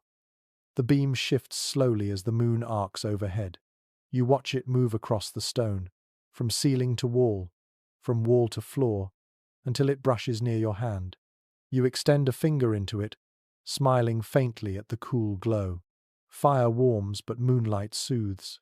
They are opposites, yet together they cradle you. One guards against cold, the other against fear. You sigh, letting both wash into your skin. Archaeologists often point out that many cave paintings cluster in areas where cracks or openings admit natural light. Was this coincidence or deliberate choice? Some argue that artists used moonlight to illuminate walls, giving sacred paintings a silver stage. Others suggest that these spots were chosen simply because people noticed the beauty of light there. Either way, you understand the allure. Tonight, even without ochre or charcoal, the walls feel alive under the moon's touch. The scholarly debate extends further. Did the moon govern human sleep cycles even more strongly than the sun in winter? With days so short, nights stretched vast, the moon became the clock. When it rose bright, people might wake and move. When it hid, people slept deeper. The truth is uncertain, but as you lie here, lulled by its glow, you sense the moon's command. Your body bends to it without resistance. The silence of the cave is deeper now, broken only by water's drip and the occasional sigh of kin. Yet the moonlight changes silence itself, making it feel sacred rather than empty. You think of it as a gift, proof that the outside world still exists, that stars and skies remain even when walls surround you. Perhaps your ancestors saw the moon as a visitor, peeking in to check on their safety, to bless their rest. A peculiar tidbit emerges from folklore collected in later ages. People often believed dreams under full moons were more vivid, sometimes prophetic. You imagine that tradition beginning here, with a sleeper rolling over in the beam and waking with visions too strange to ignore. Tomorrow, perhaps, they would tell others that the moon spoke through dreams. Stories would grow, myths would root, all seeded by the simple play of silver across stone. Your eyes droop again, though you try to hold them open for a moment longer, unwilling to let the beauty slip away. The cave is hushed, silver and amber blending, warmth and coolness balancing. You feel as though you are cradled not just by stone, fire and kin, but by the sky itself. The moon watches, steady and timeless, and you surrender to it gladly.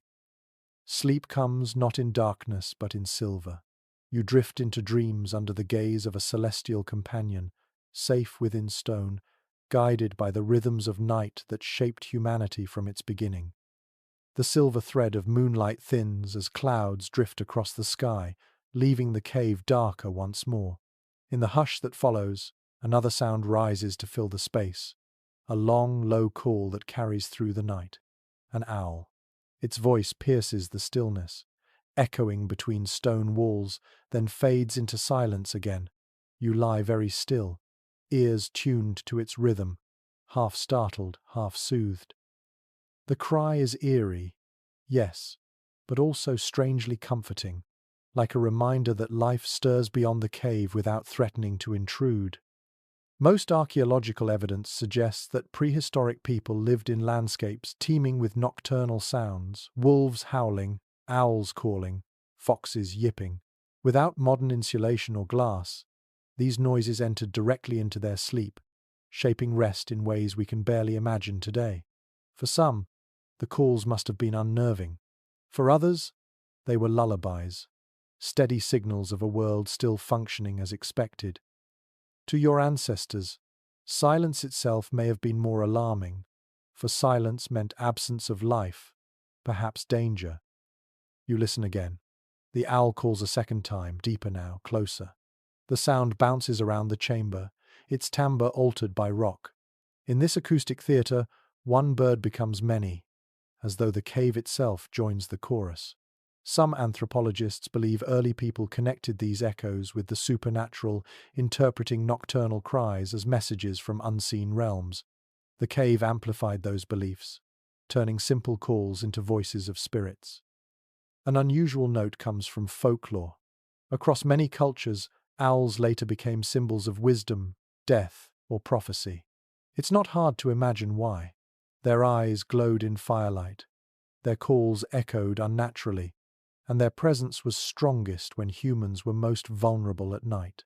Perhaps those associations began here, in caves where children stirred under firs at each haunting hoot. Elders may have explained it away with stories, turning fear into meaning. The academic community remains split on whether nocturnal sounds disturbed or supported rest. Some argue that frequent calls fragmented sleep, keeping people in lighter stages. Others suggest these noises blended into a natural soundscape, masking sudden disruptions and helping the brain feel secure. Tonight, lying here with owl cries drifting through the stone, you lean toward the second view. The calls repeat, steady, predictable. They are not interruptions, they are reminders that you are not alone in the night. Your eyes drift half shut as you follow the rhythm. The owl calls, then silence swells, then water drips, then fire crackles. The sounds layer gently, weaving into something larger than any one of them. You realize that prehistoric nights were never silent. They were symphonies composed of elements, animal voices, weather, flame, water, breath. Sleep came not despite the noise, but through it, the body recognizing it as the natural heartbeat of the world. A peculiar detail observed in certain caves: bones of small birds, possibly owls, have been found near hearths. Whether they were hunted for food, feathers, or symbolic meaning is uncertain. Perhaps feathers lined bedding, perhaps bones rattled in ritual, or perhaps the presence of such birds in myth began with their haunting voices outside, creeping into dreams until people sought to embody them in waking life. You imagine an elder keeping an owl feather as a charm beside their bedding, trusting its voice to ward off danger. Another call rings out, longer this time, resonant. A child whimpers faintly, shifting under the hides. A parent's hand soothes, murmuring low, and the child drifts back to sleep. It is a simple act, but it shows how sound shaped bonds. Families comforted one another against the noises of night, weaving reassurance into shared rest. Even fear became communal, softened by touch and voice. You wonder how dreams absorbed these cries. Did sleepers imagine themselves flying with owls, gliding through forests under moonlight? Or did nightmares form, where glowing eyes watched from branches, unblinking, inescapable? Both are possible. Dreams are porous, and the night's soundtrack bleeds easily into them. Perhaps that is why myths grew so rich, because the line between waking sound and dream imagery was so thin. Specialists who study sleep in traditional societies note that natural noises often cue micro-awakenings without full disruption. You can picture it now. One person stirs at the call, opens their eyes briefly, glances at the glowing coals, then closes them again, reassured.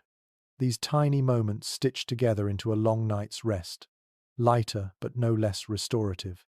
The owl becomes part of the fabric of slumber, not a tear in it. The fire sighs again, releasing a puff of sparks. The owl answers, as though in conversation. You smile faintly at the idea. Flame and bird talking across the night, two guardians with very different tongues. The cave receives both voices and folds them into its stone body. You are just one listener, drifting at the edge of sleep, carried along by their duet. A curious little finding in acoustic studies: some caves amplify certain frequencies, making owl calls louder or more resonant than others. It may explain why people felt them so significant. To a child growing up in such a cave, the owl might seem larger than life, its call omnipresent, impossible to ignore. Tonight, as the sound swells in your ears, you feel the truth of it. This bird's voice is not small. It is the night's anthem. Your eyelids sink lower, each call blending more seamlessly with your breathing. The owl cries again, but softer now, or perhaps more distant. You cannot tell whether it has flown farther or whether you are already halfway to dreams. The cave holds you, cradled between stone and sound, between fear and comfort. Outside, predators pace, snow drifts, branches creak, but within, the voices of night are not enemies, they are companions. You surrender to them, letting their rhythm carry you across the threshold. In this cave, in this winter, even the owl's haunting song becomes a lullaby. Your belly feels heavy now, stretched after the evening's meal. The faint taste of fat still lingers on your tongue, smoky and rich from the fire.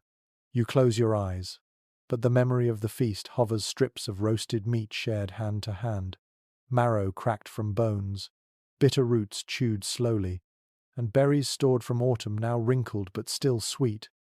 Food does more than fill you, it changes the way sleep settles in your body. Excavations of Paleolithic sites often reveal heaps of animal bones near hearths, charred on the edges, telling stories of what families ate before curling into hides. It is generally accepted that diets heavy in protein and fat helped sustain people through freezing winters. The body burned slowly, releasing heat long into the night. A belly warmed with reindeer meat or mammoth fat meant rest came faster, steadier. Tonight, you feel it yourself, the warm tide of food spreading outward, coaxing muscles into slackness. You roll slightly on your bedding, hearing straw creak beneath, and sense how food's weight anchors you. Sleep isn't only about fire, hides, or kin, it's also about what you've eaten. An empty stomach would gnaw restlessly, waking you with hunger pangs. A satisfied one drapes you in heaviness. Modern research echoes this truth. High-protein, high-fat meals often induce drowsiness, as the body diverts energy into digestion. It seems science and instinct walk the same path. A curious little discovery from analysis of prehistoric dentalware shows traces of starch grains and plant fibers, proving that meals weren't all meat. People dug for roots, gathered nuts, dried fruits, even stored tubers for lean months. Imagine chewing on a tough root before bed, its earthy bitterness coating your mouth. Not a luxury, but a reminder that variety existed even in scarcity. Each bite shaped the night's rest differently, meat sedating, roots steadying, berries lightening the mood. Anthropologists continue to debate whether heavy meals late in the evening improved or disrupted sleep. One view suggests that digestion created warmth, perfect for slumber. Another argues that it stirred the body, making dreams restless or waking more frequent. Perhaps both are true depending on what was eaten, how much, and how weary the body already was. Tonight, though, your own experience leans toward the first. Full, warm, and exhausted, you feel sleep pulling stronger than ever. Your mind drifts back to the scene of the meal, firelight flickering over hands tearing meat, grease shining on lips, bones cracked with sharp stones to release marrow, the air thick with the smell of fat dripping into flame, children chewing berries saved in woven baskets, red stains bright against their chins. Even laughter echoing, yes, even in the harshest winters, meals could bring joy. That joy carried into rest, softening the body's edges. Sleep arrived not just from warmth, but from the memory of sharing, of bellies filled together. An odd observation noted by archaeologists. Traces of pine nuts and acorns appear in hearth ash at some sites.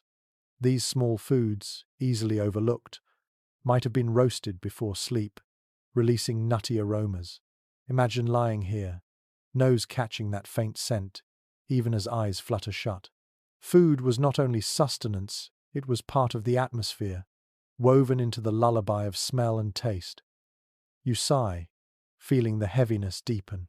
Your limbs resist movement, your body surrendering to gravity. This is the work of diet as much as bedding. A belly full of fat-rich meat signals your brain to rest, to slow, to conserve. Hunger drives wakefulness. Fullness permits dreams. You realize this is the hidden rhythm of winter nights. Eat, warm, sleep, repeat. The cave was not simply shelter. It was a dining hall, a hearth, a bed, all in one. The scholarly community is not in full agreement on how storage of food influenced sleep patterns. Some propose that groups who managed to store dried meats and roots slept easier, less troubled by hunger. Others argue that scarcity forced fragmented nights, with people waking to snack on small reserves. The truth may be varied. Tonight, in your imagination, abundance reigns. The meal was hearty, the leftovers safe from predators, and so you sink into uninterrupted slumber. You recall the taste of berries last slightly sour, tangy against the richness of meat. They brighten your mouth even now, a final flourish before sleep. Perhaps children clung to such flavors in dreams, imagining summers of abundance as they curled in winter hides. Food wasn't just fuel, it was memory. It was promise. To drift into dreams with a taste of sweetness must have softened even the harshest night. Another curious tidbit. Coprolite analysis, yes. Ancient preserved waste shows evidence of medicinal plants consumed alongside meals. Some may have acted as mild sedatives, easing coughs or calming stomachs. Imagine chewing bitter leaves before bed, grimacing, but knowing they'd help you breathe easier. Medicine disguised as supper, leading straight into calmer sleep. Even without knowing the chemistry, instinct guided people toward plants that helped rest.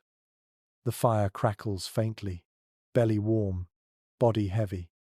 You let yourself recall the rhythm of eating, the sound of bones breaking, the murmur of kin in satisfaction. These echoes fade now into slower breaths, the meal transformed into warmth inside you. Your body thanks the feast by surrendering, muscles melting into straw and fur. Outside, predators still sniff at scraps. But inside, fullness guards you. Hunger has no claws tonight, no teeth gnawing in the dark. You are safe in body and mind, carried into dreams not only by warmth and shadows, but by the steady anchor of a satisfied belly. Your last conscious thought is simple and deeply human. I am fed. I can rest. The cave is warm with breath and fire, but the air grows heavy. You inhale and notice something new, a resinous sharpness, a faint sweetness threading through the smoke. Someone has tossed a chunk of pine sap into the embers. It hisses, sputters, and releases a fragrance so distinct it cuts through the damp. The scent clings to your nostrils, soothing and invigorating at once. Archaeological findings from sites in Europe and the Near East reveal charred traces of resin and herbs in hearth ash, suggesting people intentionally burned plant material not only for light, but for scent and function. Many researchers accept that pine, juniper, and other evergreens were valued for their cleansing smoke. The aroma wasn't decoration. It eased breathing, masked harsher smells, and perhaps even discouraged insects. Tonight, you feel the air shift immediately, less oppressive, more breathable, as if the cave itself exhales in relief. You lean closer to the fire, watching the resin bubble and pop. Its sticky body liquefies, oozing like honey before turning black. The smell deepens, sharp yet pleasant. It mingles with the musk of hides, the mineral damp, and the char of meat, layering the cave's atmosphere into something richer. To you, it feels almost medicinal. Your chest opens slightly, your cough eases. You wonder if your ancestors noticed the same, learning over time that certain plants made nights easier. One odd but telling detail from experiments. Burning pine resin releases antimicrobial compounds. While prehistoric people could not have known the chemistry, they may have recognized the effect: fewer coughs, fewer infections, cleaner air. Imagine them carrying bundles of resin, precious as firewood, reserved for winter nights when illness stalked. Inhaling now, you understand why. The air feels lighter, and your mind begins to quiet. Interpretations differ when it comes to whether herbs were burned deliberately for ritual or simply tossed in as fuel. Some scholars argue that aromatic plants played a spiritual role, carrying prayers in their smoke. Others insist it was pragmatic. Resin was sticky, flammable, and convenient. Perhaps both are true. Practicality and spirituality often blend in human life. Tonight, you suspect the ancestors enjoyed the dual benefit: cleaner lungs and calmer spirits. The smell triggers memories you don't own but can imagine: long forests of evergreens, needles crunching underfoot, sap sticky on fingers. Perhaps someone gathered the resin earlier in autumn, prying it from bark, saving it for moments like this. A small effort during daylight now ripples into night's comfort. You feel grateful, though you don't know whom to thank. The fire hisses louder as another piece is thrown in. Smoke thickens briefly, then spreads evenly through the chamber. Children cough at first, but then settle, their breathing quieter. An elder murmurs approval. The bedding shifts as bodies resettle. You realize this ritual, adding resin, might have been as much a nightly act as feeding the flames. In time, it would become habit, expectation, perhaps even tradition. A curious little discovery at some sites: sprigs of herbs like yarrow and chamomile pressed into bedding layers. Whether for softness, pest control, or scent, their presence hints at a desire for more than bare survival. People sought comfort.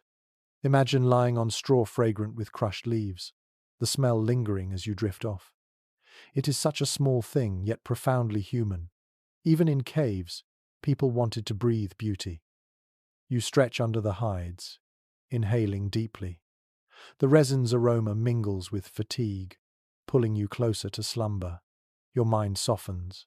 You recall modern traditions: incense in temples, herbs in pillows, oils in lamps. They are not inventions of civilization, they are continuations of something much older. Tonight you smell the origin, raw and primal, yet as calming as any candlelit bedroom.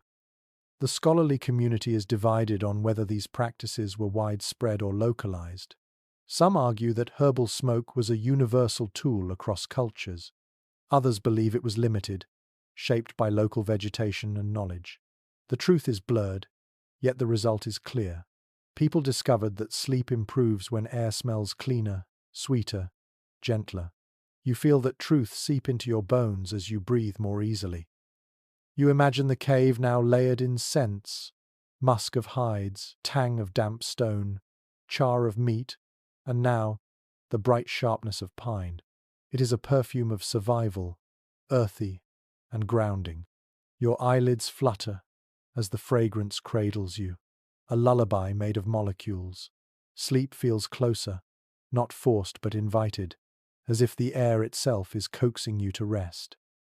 One unusual observation: in some cave chambers, resinous deposits are found far from hearths, smeared on walls or mixed into paints. Perhaps resin wasn't only burned but used as binder for pigments, or even as a ritual incense during painting. If true, then every sense, sight, smell, touch was engaged during nightly rituals. You lie here imagining artists coating walls under the same scent you now breathe, their minds sharpened by resin smoke as their children drifted to sleep nearby. The firelight flickers as resin flares bright, a final crackle before softening again. The cave fills with fragrant haze, gentler now, no longer harsh. Your lungs expand easily, and your heartbeat slows. The resin has worked its spell, whether through chemistry or suggestion. Sleep approaches like a tide, steady and unstoppable. You curl deeper into your hide, letting the scent linger. Outside, snow piles higher. Inside, the air is warmer, sweeter, safer. You smile faintly, knowing your ancestors found this comfort long before science could explain it. They discovered that to sleep well, one must not only fight cold but also care for breath. Tonight, you share in that ancient wisdom. And so, lulled by pine and smoke, you surrender to dreams, lungs, and spirit both at ease. The fire glows steadily, resin still crackling faintly, and you turn your head toward a quieter corner of the cave. There, bundled tightly in hides and moss, are the children, small bodies curled against the rock wall, their cheeks ruddy from warmth, their breaths puffing faintly in the cool air. You watch them with a softness that comes unbidden, the way adults everywhere feel when gazing at sleeping children. Their presence makes the cave more than stone and fire. It makes it home. Archaeological excavations often uncover miniature footprints near hearths and bedding, proof that children shared these spaces intimately.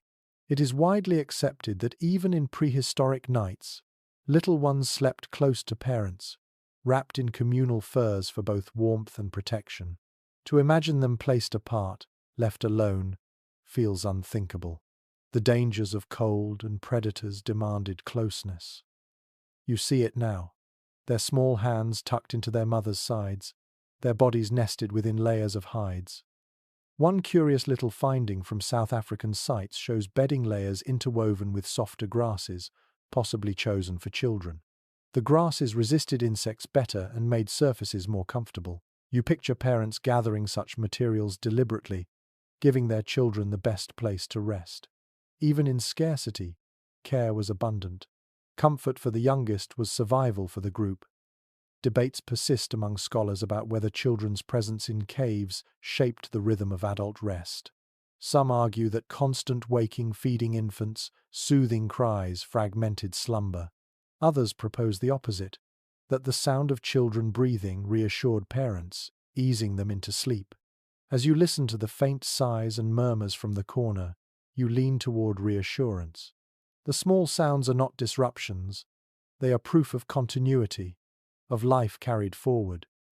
You imagine one child stirring, eyes half opening, whispering for water or warmth. A parent shifts without hesitation, adjusting the hide, murmuring low. The child drifts back almost instantly, comforted by touch more than words. These nightly rituals, small and repetitive, must have shaped bonds as strong as any hunt or feast. Night after night, love expressed itself in gestures invisible to archaeologists, but etched deeply in human memory. An unusual note: in certain burial sites, children were found interred with miniature tools or ornaments, suggesting they were seen as full members of the community from birth. If such care was given in death, how much more must it have been given in life, particularly in fragile winter nights? You look at the little forms sleeping now, and you know that every adult in the cave watches over them, even unconsciously, as part of the group's unspoken pact. You roll slightly, bedding rustling, and realize how much children must have influenced stories told by the fire. Their questions, their fears, their laughter all wove into the fabric of night. Perhaps parents told tales to settle them, turning predators into mythical creatures, turning shadows into playful spirits. These bedtime stories were as vital as food, easing small minds into rest so the group could rest as well. The echoes of those tales may be the ancestors of the lullabies and fairy tales we know today. Researchers continue to explore whether place spaces in caves, small alcoves with scattered bones, or tools served as daytime corners for children. If so, then the transition at night, when play gave way to sleep, must have been profound. Imagine a child falling asleep under the same wall they had earlier used to play shadow games, laughter turning to snores, imagination to dream. Even in prehistory, childhood had its cycles, familiar and comforting. One odd but telling discovery: beads and shells sometimes found near child remains suggest that adornment, perhaps even toys, accompanied them. Did children clutch these trinkets while sleeping? Did parents tuck charms into their bedding to guard against nightmares? The thought feels tender, almost too modern to be true, yet entirely possible. Even in caves, the instinct to comfort children with objects of beauty may have existed.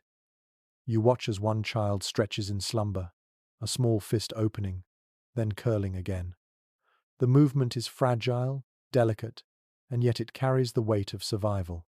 Each child's rest meant the continuation of the group. Every adult knew this instinctively.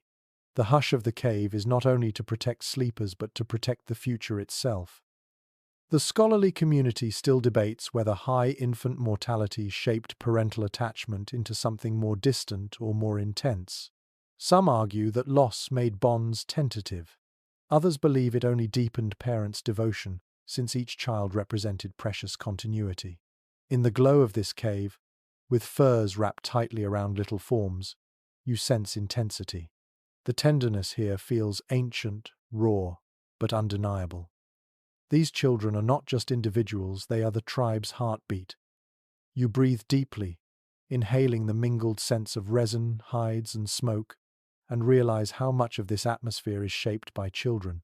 Their presence alters the soundscape, the pace, the very feel of night.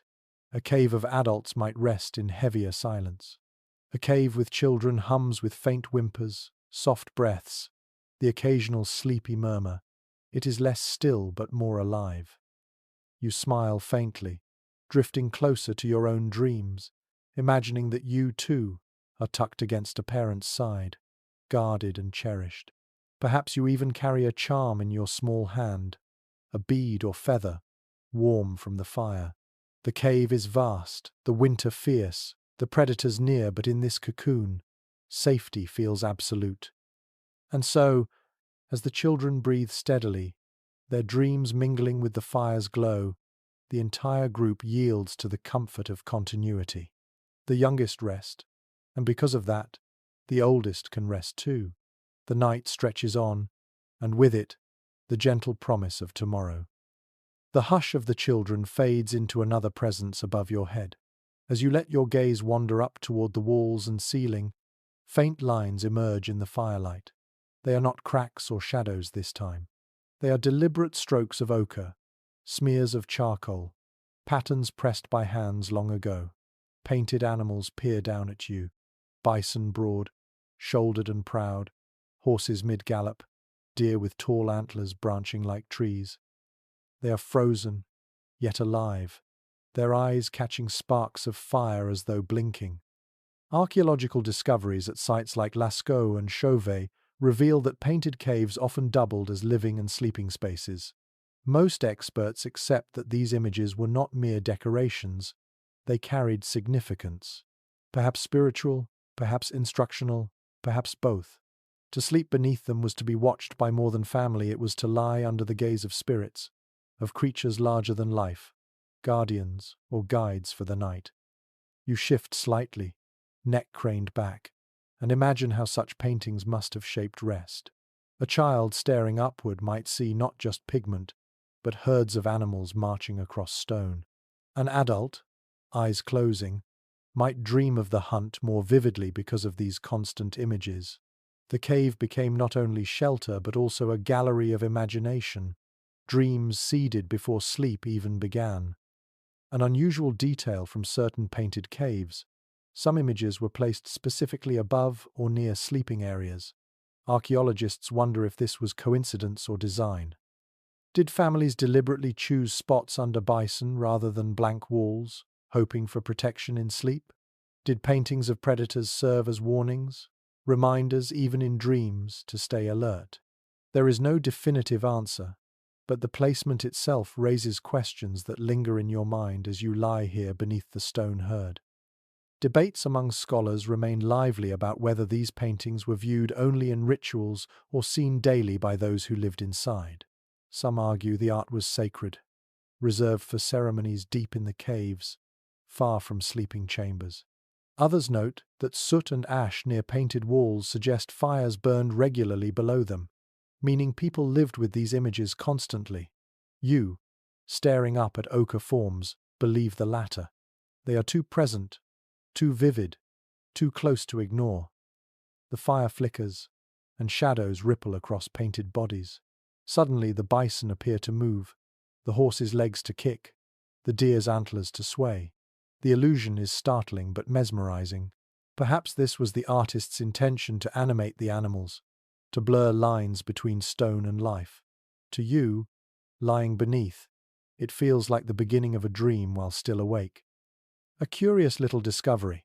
Some paintings contain multiple legs or overlapping outlines, as if artists were deliberately suggesting movement. Under flickering fire, those forms would have seemed to run. Imagine the impact on sleepers, half drowsy, watching herds migrate across the ceiling. Dreams must have followed naturally, full of motion, full of life.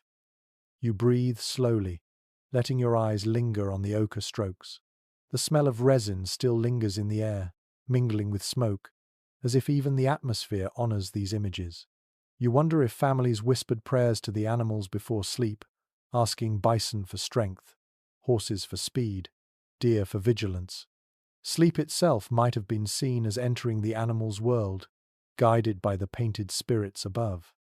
The scholarly community is divided on whether cave art was primarily symbolic or practical. Some see it as magic to ensure successful hunts, others as memory aids, teaching children about creatures of the world. But as you lie here, eyelids drooping, you realize the paintings also served another role. They created atmosphere. They made the cave more than rock. They made it alive, meaningful, safe. Sleep came easier when walls were not blank but filled with presence. One odd but fascinating finding: handprints, red and black silhouettes pressed onto walls, sometimes tiny, belonging to children. Imagine lying beneath your own mark, a handprint you made earlier in the day. Each night, you would sleep under proof of your existence, your place in the world. It is a comfort modern bedrooms rarely match. Tonight, you imagine your palm pressed above, glowing faintly in firelight, keeping watch as you drift off. The animals gaze down, silent, unblinking, yet they seem more alive than many humans you've known. Their stillness hums with power. You feel it seep into you, a reassurance that you are part of something larger, a cycle of predator and prey, of hunter and hunted, of survival itself. The art tells you, you belong, and in that belonging, rest comes freely. You close your eyes at last, though the images remain vivid behind your lids. Bison thunder, horses run, deer leap. They accompany you into the dream world, guides painted not only on walls but in memory. You sink deeper, carried by art as much as by bedding or fire. Outside, the storm quiets. Inside, spirits of animals breathe with you. You sigh, body heavy, mind drifting, and let the painted herd carry you across the threshold into dreams. Snow falls heavier outside, piling against the cave mouth until its silence presses inward. The opening narrows, edges blurred by white. As drifts accumulate, sound itself changes. The howling of wind dulls to a muted hum, as though the cave has been tucked under a blanket. The world beyond grows distant, muffled by layers of snow, while inside you feel wrapped in a deeper hush. Archaeological evidence from high-latitude sites shows that snowdrifts often sealed entrances during winter, sometimes deliberately encouraged by humans piling branches to trap flakes. Scholars generally agree this accidental insulation worked in their favor. Instead of icy drafts sweeping through the chamber, the snow acted as a natural barrier, cocooning families in stillness. You experience it now, the sudden calm when the storm outside can no longer claw its way in. You draw in a breath. The air is cooler, yes, but oddly steady.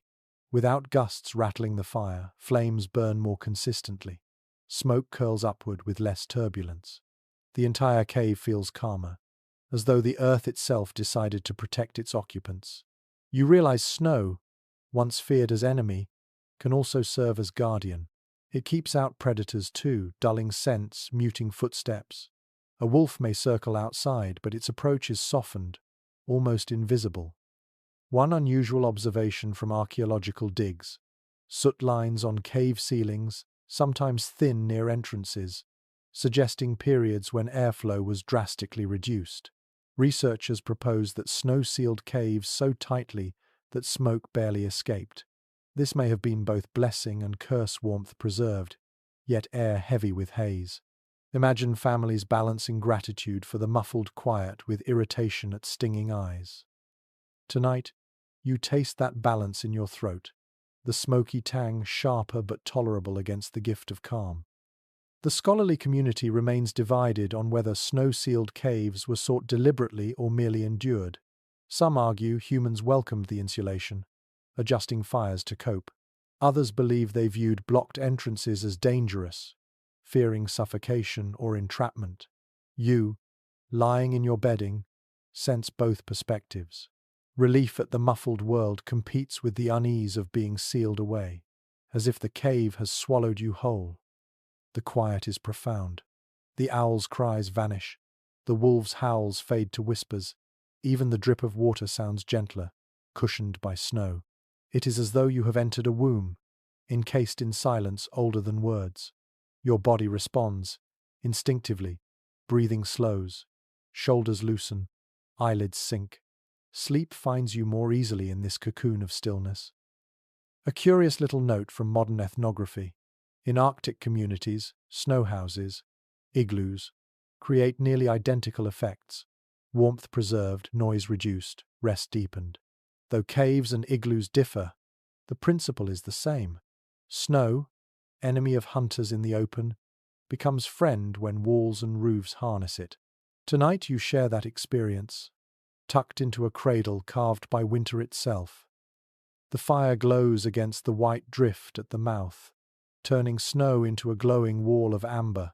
Shadows dance across it, alive yet harmless. Children stir to glance, then smile, reassured that nothing can break through. Adults shift, pulling hides tighter, acknowledging that for tonight, no wind will tear their slumber. The snow is both barrier and blanket, part of the cave's design. You exhale, noticing how sound changes inside your own chest. Without external noise, your heartbeat seems louder, each thump echoing faintly in your ears. You realize early humans may have experienced similar awareness, turning inward when the world outside muted. Perhaps they used such nights for deeper dreams, or even visions. Sleep becomes not just rest, but exploration of the inner self, when outside distractions vanish. Interpretations differ on whether long, silent nights bred anxiety or peace.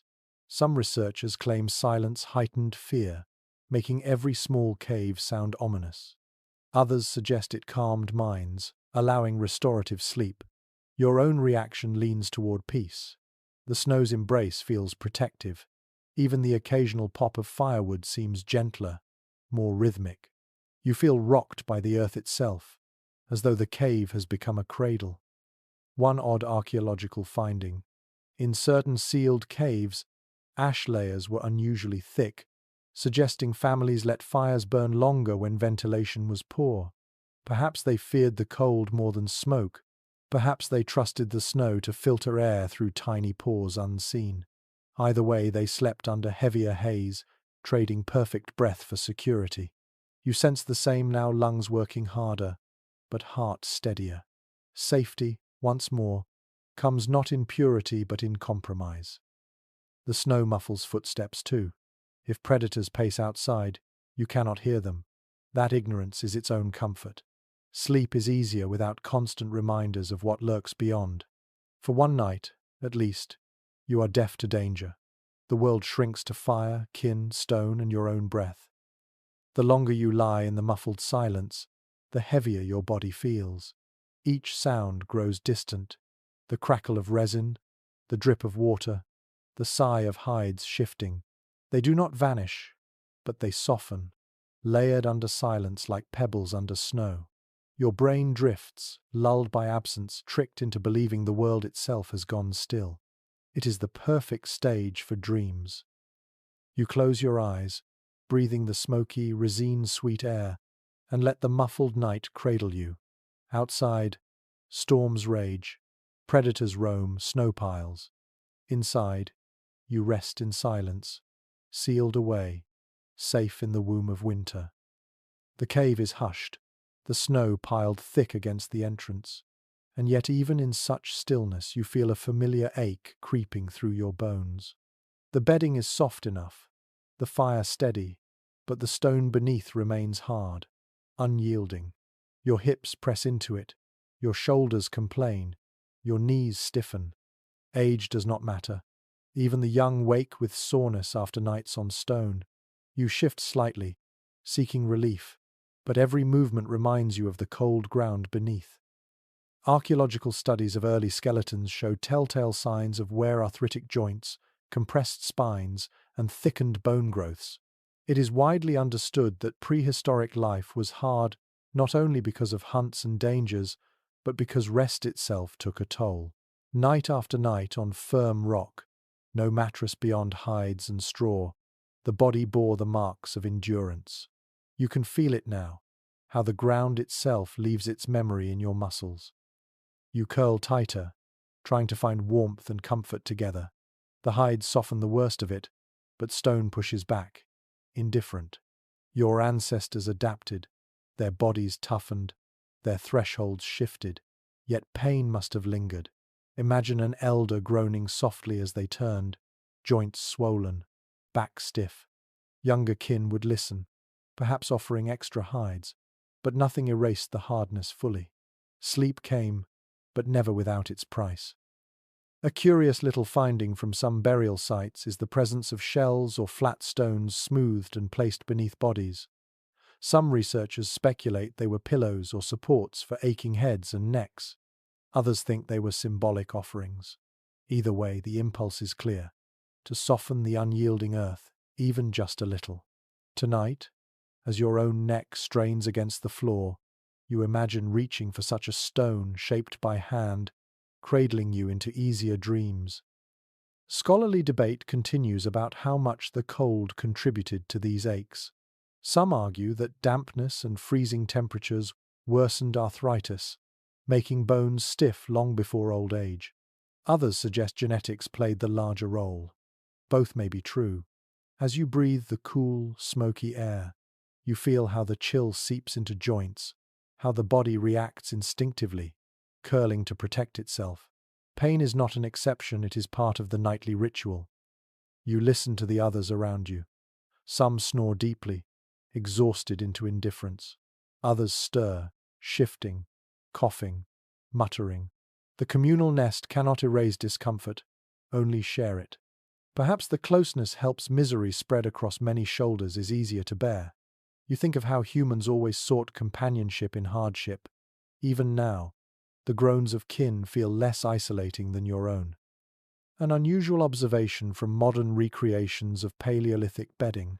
When participants slept on furs and straw, many reported soreness but also surprising resilience. After several nights, their bodies adjusted. Muscles adapted, pain dulled, rest deepened, despite the hard surface. It seems even discomfort, repeated enough, can transform into familiarity. Tonight, you feel that transition beginning. The ache in your hips dulls, your spine relaxes. The body, though stubborn, learns how to rest on stone. Still, you wonder about remedies. Did families rub aching joints with animal fat, warm against skin? Did they heat stones by the fire and press them to sore muscles? Such practices are unproven but imaginable. Necessity breeds invention, and the human need for comfort has always been relentless. You picture an elder pressing a warm stone to their knees, sighing in relief before sleep finally overtook them. The scholarly community is not unified on whether prehistoric aches shortened lifespans dramatically. Some evidence suggests many lived long enough to show advanced arthritis, meaning they endured discomfort for decades. Others believe chronic pain limited activity, leading to earlier deaths. The truth has always likely varied, but one thing feels certain: as you shift against the hides, pain did not stop life. It accompanied it, like smoke accompanies fire, ever present, sometimes irritating but survivable. You close your eyes, acknowledging the ache without fighting it. The trick is not to banish pain, but to fold it into the rhythm of night. The body learns to rest even while sore, to dream even while stiff. Perhaps that is the hidden strength of your ancestors, not that they avoided hardship, but that they slept in its presence, woke with it, carried it, and still endured. One odd but striking tidbit: some cave skeletons show healed fractures, meaning people survived serious injuries for years. That survival implies care. Others must have helped them, carried burdens, ensured they could rest. You imagine a hunter with a broken leg lying in this very bedding, tended by family, enduring nights of ache but surviving because others cared enough to keep them safe. In that tenderness lies the secret to humanity's endurance. Your eyelids droop again. The ache does not vanish, but it dulls into background, like the smoke or the drip of water. It is part of the cave, part of the body, part of life. And with that acceptance, You let yourself sink further into rest, trusting that even in discomfort, sleep will come. The fire sighs, the snow holds, the bodies around you breathe steadily. Pain lingers, but dreams rise anyway. You yield, proving again what your ancestors knew, that rest is not the absence of ache, but the art of surrendering despite it. The ache in your joints fades as you drift, but another sensation rises in its place, the pulse of breath. You become aware of it not only in your own chest, but in the chorus of bodies all around you. The cave itself seems to inhale and exhale, as though it is alive, filled with lungs beating in unison. The sound is soft but constant, air moving in, air moving out, woven into the fabric of night. Archaeologists studying prehistoric living spaces often remark on how tightly people slept in relation to one another. It is generally accepted that in such close quarters, the rhythm of breathing became a collective song. One person's inhale brushed against another's cheek, one exhale warmed another's neck. The air was shared, recycled, exchanged countless times in a single night. You feel it now, the faint warmth of someone's breath grazing your skin, the mingling of lungs creating a climate of their own. You notice how your body adjusts unconsciously. Your breathing slows to match the cadence around you, aligning itself with the greater rhythm. Modern sleep research has shown that people in communal settings often synchronize their breath and even their heart rates. Perhaps this is why you feel calmer now, as if the group itself rocks you to sleep. It is not just you resting, it is all of you, together, like one animal with many hearts. A curious little finding in some caves is the pattern of blackened walls near low ceilings, proof that air was heavy and still. Smoke gathered, oxygen thin, yet people survived. Some researchers suggest that collective breathing may have trained bodies to tolerate such conditions, lungs adapting to less than perfect air. Tonight you notice it yourself. Each inhale a little thicker, but easier because everyone breathes the same. Shared adaptation becomes shared resilience. Scholars remain divided on whether this communal breathing was purely practical or held symbolic meaning. Some argue it was simply consequence of proximity. Others propose that people may have seen it as proof of kinship, the literal sharing of life force, breath blending into breath. You can almost imagine an elder explaining to a child, "See, our spirits are together. We breathe the same air. That is why we survive." Whether fact or metaphor, the effect is undeniable. You let your ears open wider, listening not to one voice but to the chorus. A child breathes quickly, shallow and high-pitched. An elder breathes slow, a rumble deep in the chest. Between them, adults fall somewhere in the middle, creating layers of sound. It is imperfect, yet strangely harmonious, like a song without instruments. Each exhale is a note, each inhale the pause before the next. An unusual observation from sleep experiments with traditional groups. Participants reported feeling uneasy when forced to sleep in silence alone.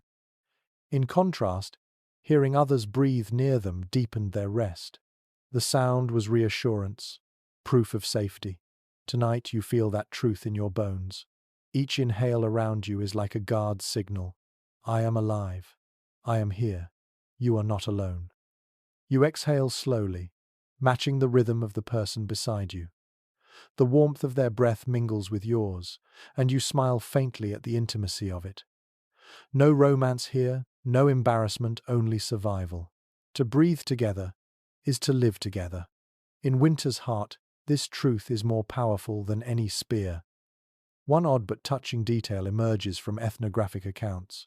In some cultures, breath was thought to carry pieces of the soul. To share breath was to share spirit.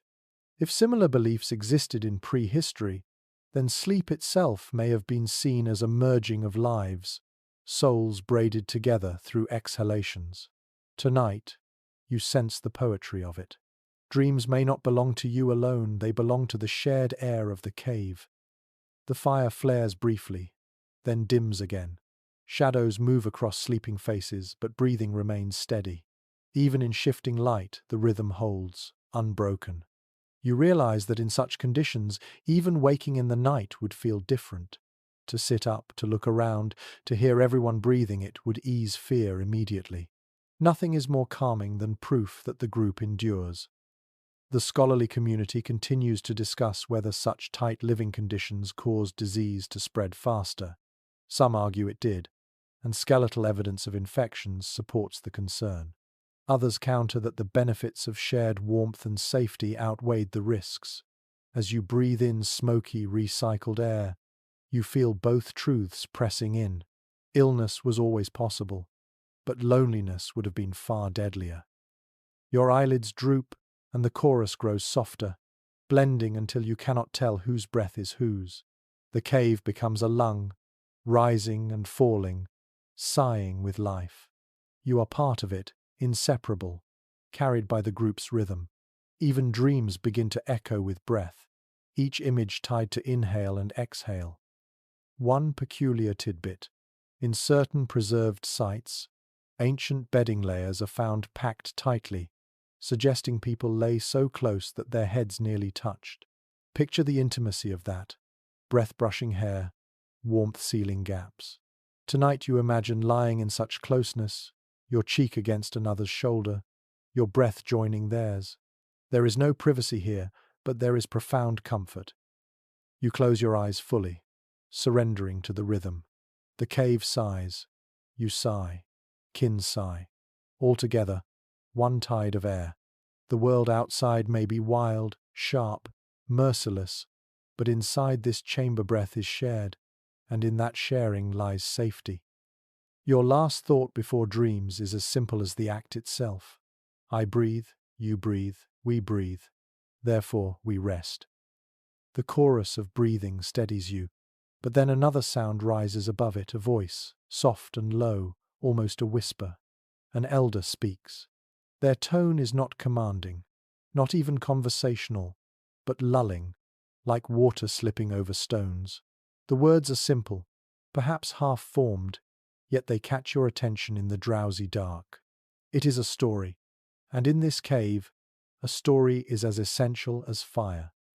Archaeological traces cannot capture words, but ethnographic parallels suggest that oral storytelling is among the oldest human traditions.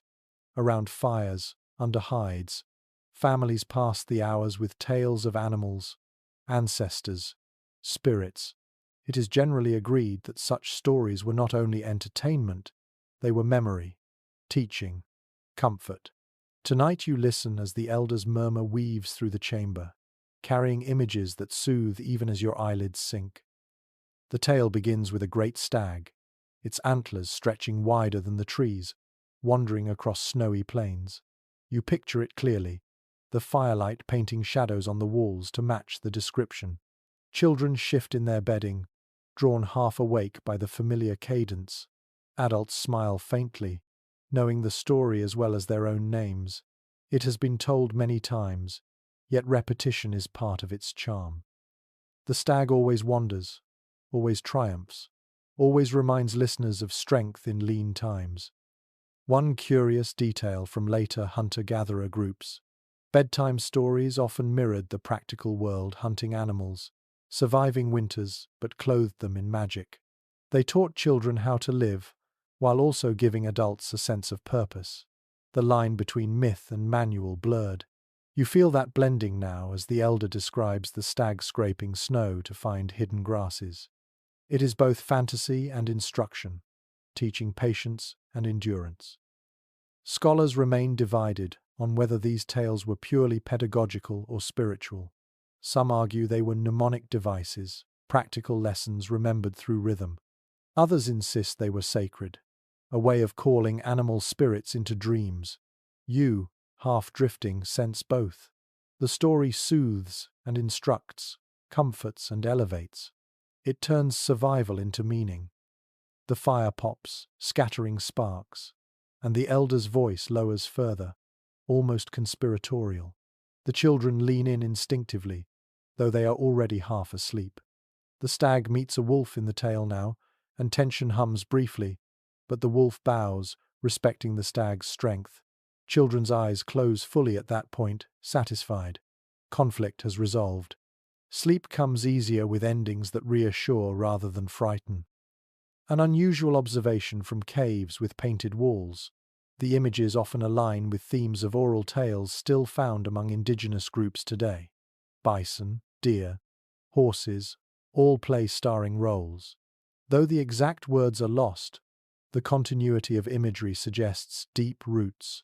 Tonight's story may be one of countless variations across time, stretching backward like the stag's trail across snow. The elder continues, voice thinning, words spacing farther apart. Even their storytelling reflects the rhythm of sleep, slowing until silence fills the gaps. Perhaps this is deliberate, a technique honed over generations. Speak until the listeners drift, then stop. A story does not need a final line. Sleep provides the ending. One odd but delightful tidbit. Modern researchers in dark retreats sometimes begin speaking to themselves aloud before sleep, finding that stories calm their minds. It suggests that the instinct to tell tales before resting is ancient, built into our species. Without it, silence can feel too wide, too empty.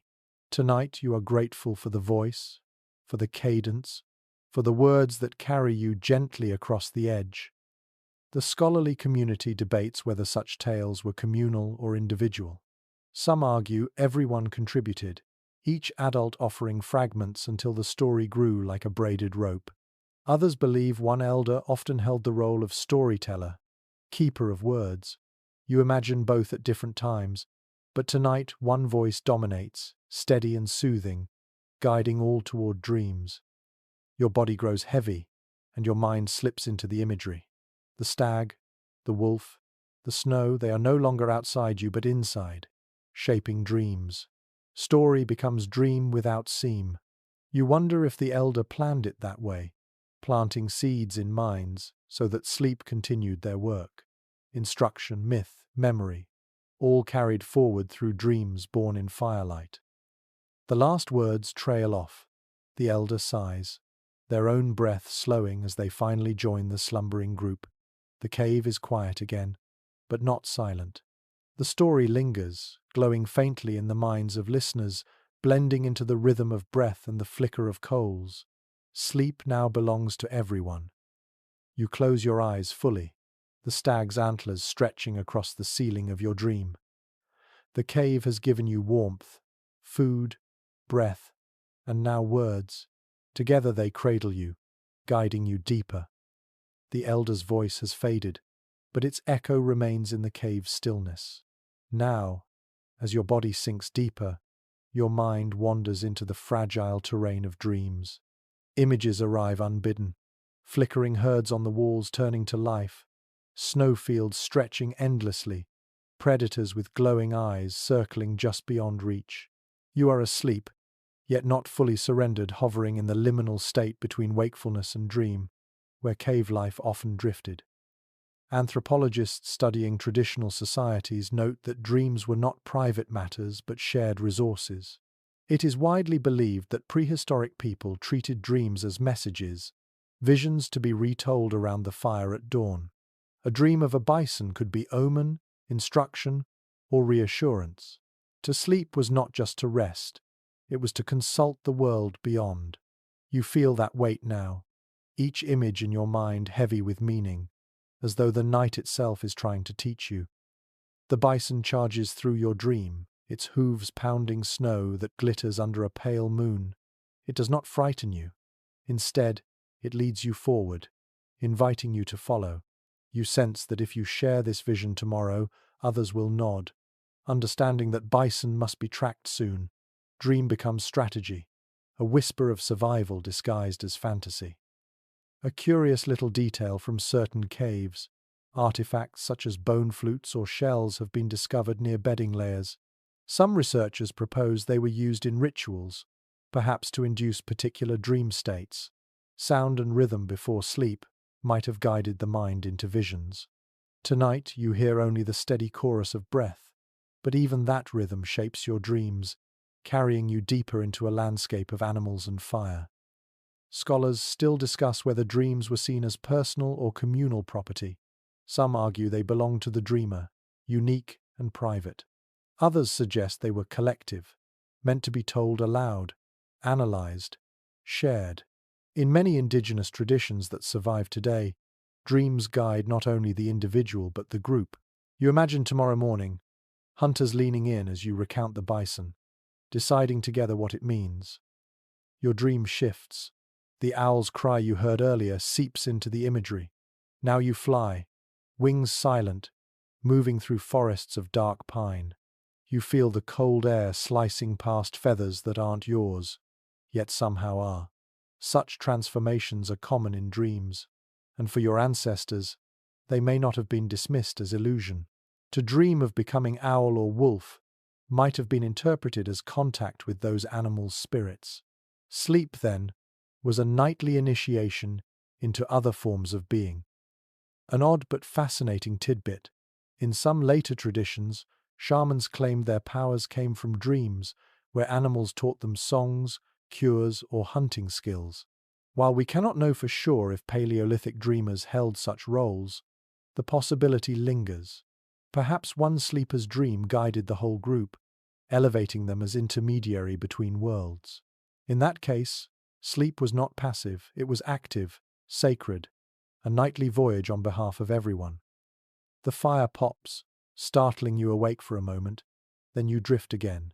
The dream resumes, now carrying traces of resin's fragrance. You see smoke coiling into shapes, turning into human forms that gesture silently. Are they ancestors? Spirits? Your mind cannot decide, but your heart swells with both fear and comfort. Dreams blur boundaries, allowing the dead to return, the future to arrive early, the impossible to unfold. The scholarly community remains divided on whether such dreams were induced intentionally, with herbs, chants, or smoke, or arose naturally from exhaustion and environment, perhaps both. Tonight, your dream feels natural, yet heightened by resin, smoke, and story. It is not ordinary rest, it is something deeper, a current pulling you where waking thought cannot go. You roll slightly on your bedding, murmuring aloud without realizing it. Others may do the same. The cave hums softly with dream talk fragments of words, sighs, half laughs. Even in sleep, communication continues. Perhaps this two-shaped myth, when someone recited fragments of a dream while still unconscious, and others remembered them in the morning. The boundary between dreaming and storytelling was thin, porous. One peculiar observation from research into sleep cycles: REM sleep often arrives in bursts, accompanied by vivid imagery. In dark environments, without artificial interruptions, such cycles can stretch longer, leading to elaborate dream worlds. Your ancestors likely spent more time dreaming than modern people do. Imagine the richness of their inner lives, carried each morning into the fire circle. Dreamtime was not escape, it was another form of living. Your dream grows stranger now. The painted deer on the wall steps down, antlers catching firelight, eyes glowing. It turns to you and speaks not in words you know, but in rhythms of breath and sound. You do not understand fully, yet you feel instructed, changed. This is what your ancestors might have called wisdom, even prophecy. Dreams do not need clarity to feel true. You stir, half awake, then drift again, carrying the deer with you. The cave is both cradle and theatre, its walls both stone and canvas, its night both silence and symphony. You are aware of the others sleeping, their dreams intermingling with yours in unseen ways, threads of vision weaving into a communal tapestry. Perhaps tomorrow stories will overlap, proving that dreams were never solitary. You sigh, turning deeper into hides, surrendering to the images. The cave guards you, fire warms you, kin breathe with you, and dreams carry you into realms where animals speak and ancestors walk. Sleep here is not simply unconsciousness, it is an ancient conversation, one you are honored to join. The dream lingers, yet slowly you stir, drifting in that quiet interval where sleep is not whole but neither is waking. The cave around you is hushed except for a faint hiss from the coals. Most bodies lie still, but here and there someone shifts, half roused, scratching an itch, turning over, mumbling. It is the middle of the night, a time when slumber loosens and reshapes itself. Historians of sleep point to an intriguing pattern known as segmented sleep. Without artificial light, many societies naturally broke the night into two phases, with a wakeful interval between. In this gap, people tended the fire, whispered to one another, or sat quietly in thought. Some scholars believe our prehistoric ancestors lived the same way. Tonight you feel it the urge not to fight wakefulness, but to accept it as part of the night's rhythm. You roll slightly, the hides rustling beneath you. A neighbor stirs too, eyes half open, then meets your gaze with a sleepy smile before turning back. No words are exchanged, yet the moment affirms companionship. Even in this pause you are not alone. The darkness does not isolate, it invites small connections. One curious finding from later ethnographic records is that people often used these intervals for intimacy, not always physical, but emotional. Couples whispered, parents soothed children, friends shared stray thoughts. Imagine the cave in this hour. A murmur here, a laugh there, low voices carried by smoke, dreams just told, worries just soothed, all before the second stretch of sleep descended. The scholarly community debates whether such midnight waking was universal or varied by climate and culture. Some argue it was common in cold winters, when fire needed tending. Others insist it arose everywhere, built into human biology. You cannot decide which view feels truer, but the evidence of your own body tells you this.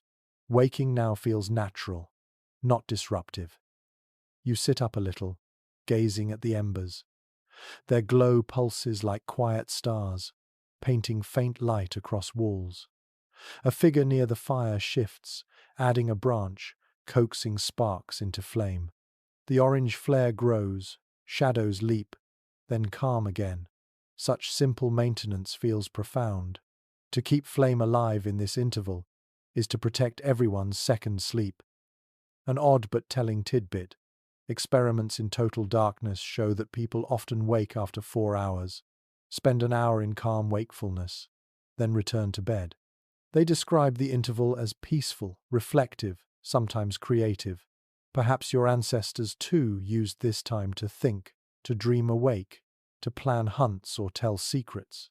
Night was not a single block, but a woven pattern. Sleep, waking, sleep. You lean back against the cave wall, letting its chill seep into your back, while warmth still lingers on your front. This contrast sharpens your senses. You hear the faint crackle of wood, the muffled sigh of someone turning, the trickle of water in a distant corner. The silence between is not empty, it is rich, layered, alive. Nearby, a child whimpers in half-dream, and a mother draws them closer, murmuring softly. The sound is tender, almost musical. It reminds you how such intervals must have shaped bonds. Not every moment of parenting happened in daylight.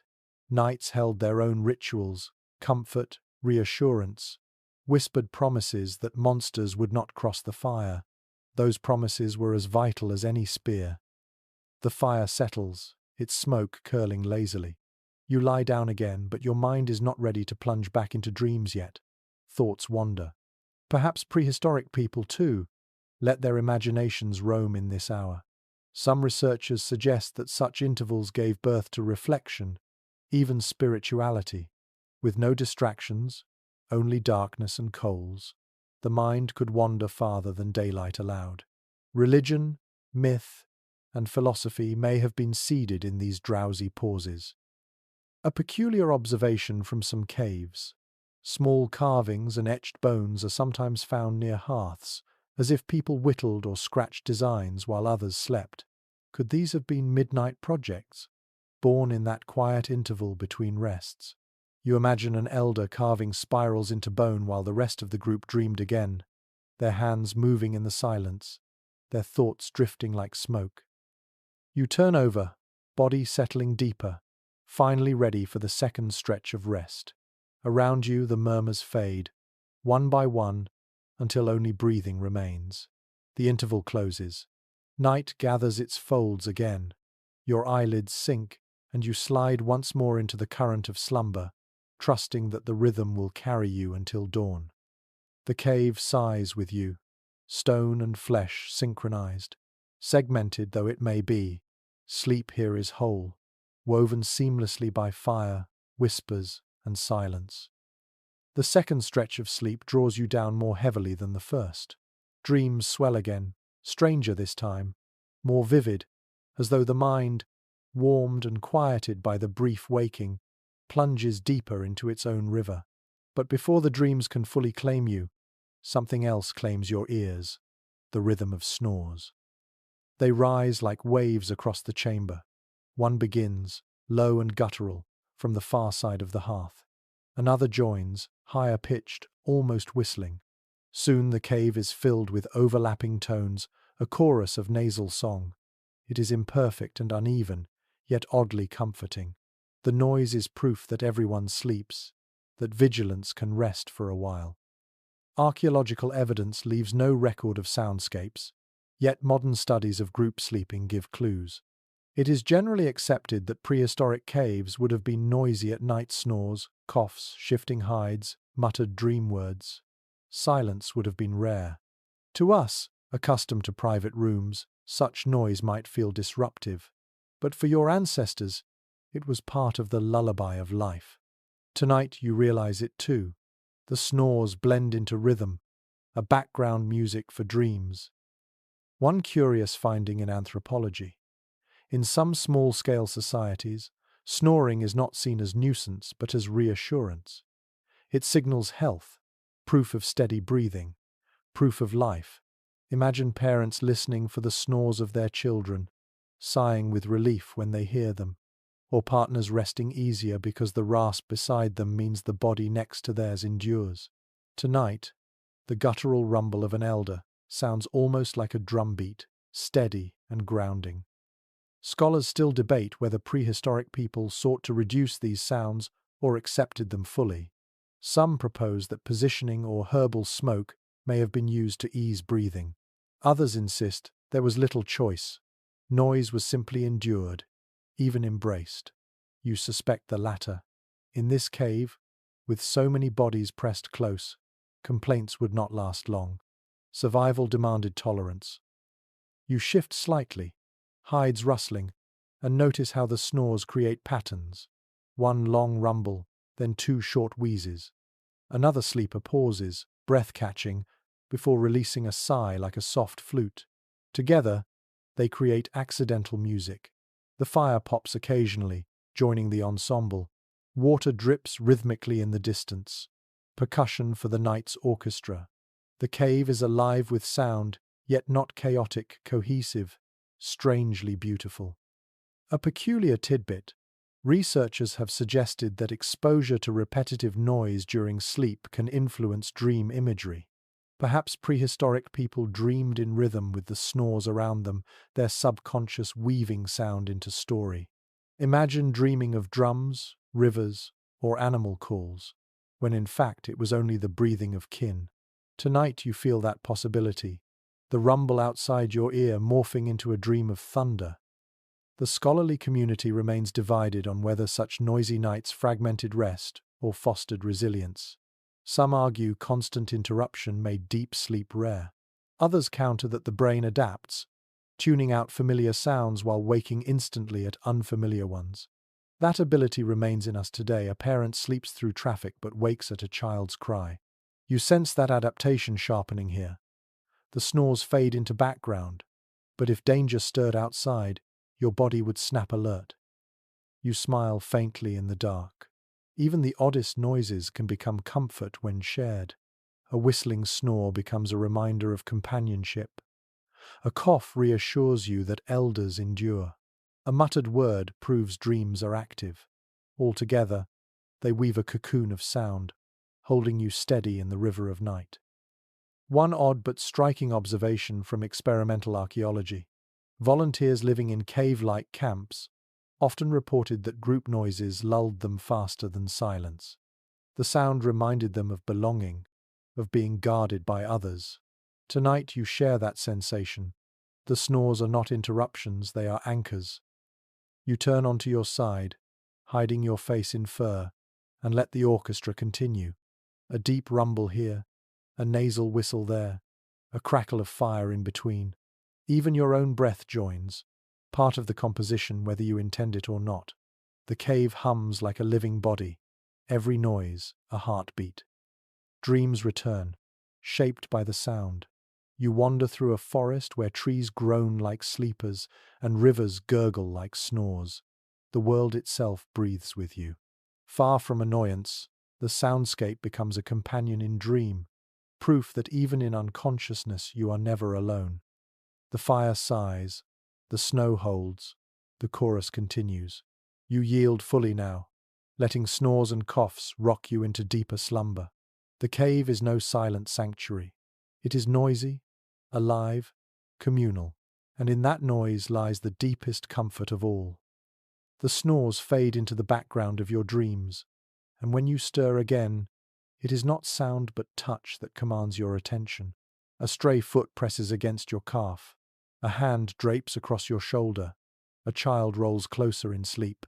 The cave is a nest of tangled limbs, and in the midst of it you feel the closeness more keenly than ever.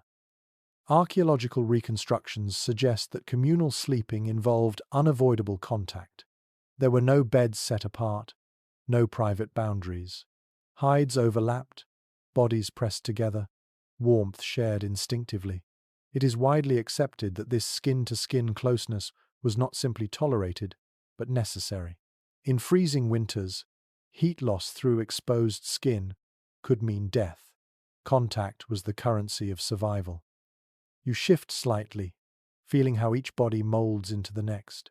Shoulders rest against shoulders, knees tuck behind knees, breath brushes against the nape of your neck. It is intimate yet not romantic, simply the natural state of group living. Even without words, the message is clear. We endure together. A curious little finding at certain Paleolithic sites is the wear on hides and furs, often more pronounced at the edges where people likely tugged and shifted them throughout the night. This suggests that coverings were not individual but communal, passed back and forth, pulled tighter by one, loosened by another. Imagine the nightly choreography, dozens of micro-adjustments, each ripple affecting the group. To rest in such a setting meant surrendering a part of yourself to others' movements. Scholars debate whether such intimacy bred comfort or tension. Some argue it created profound bonds, reinforcing trust night after night. Others suggest constant touch and disturbance may have fueled irritability. Perhaps both are true. Tonight you sense the balance, an elbow jabs slightly too hard, yet the warmth it provides outweighs the annoyance. You exhale and accept, understanding that closeness is never perfect but always vital. The firelight glows faintly, painting faces in amber. You watch a child nestled into a parent's chest, their breaths synchronized.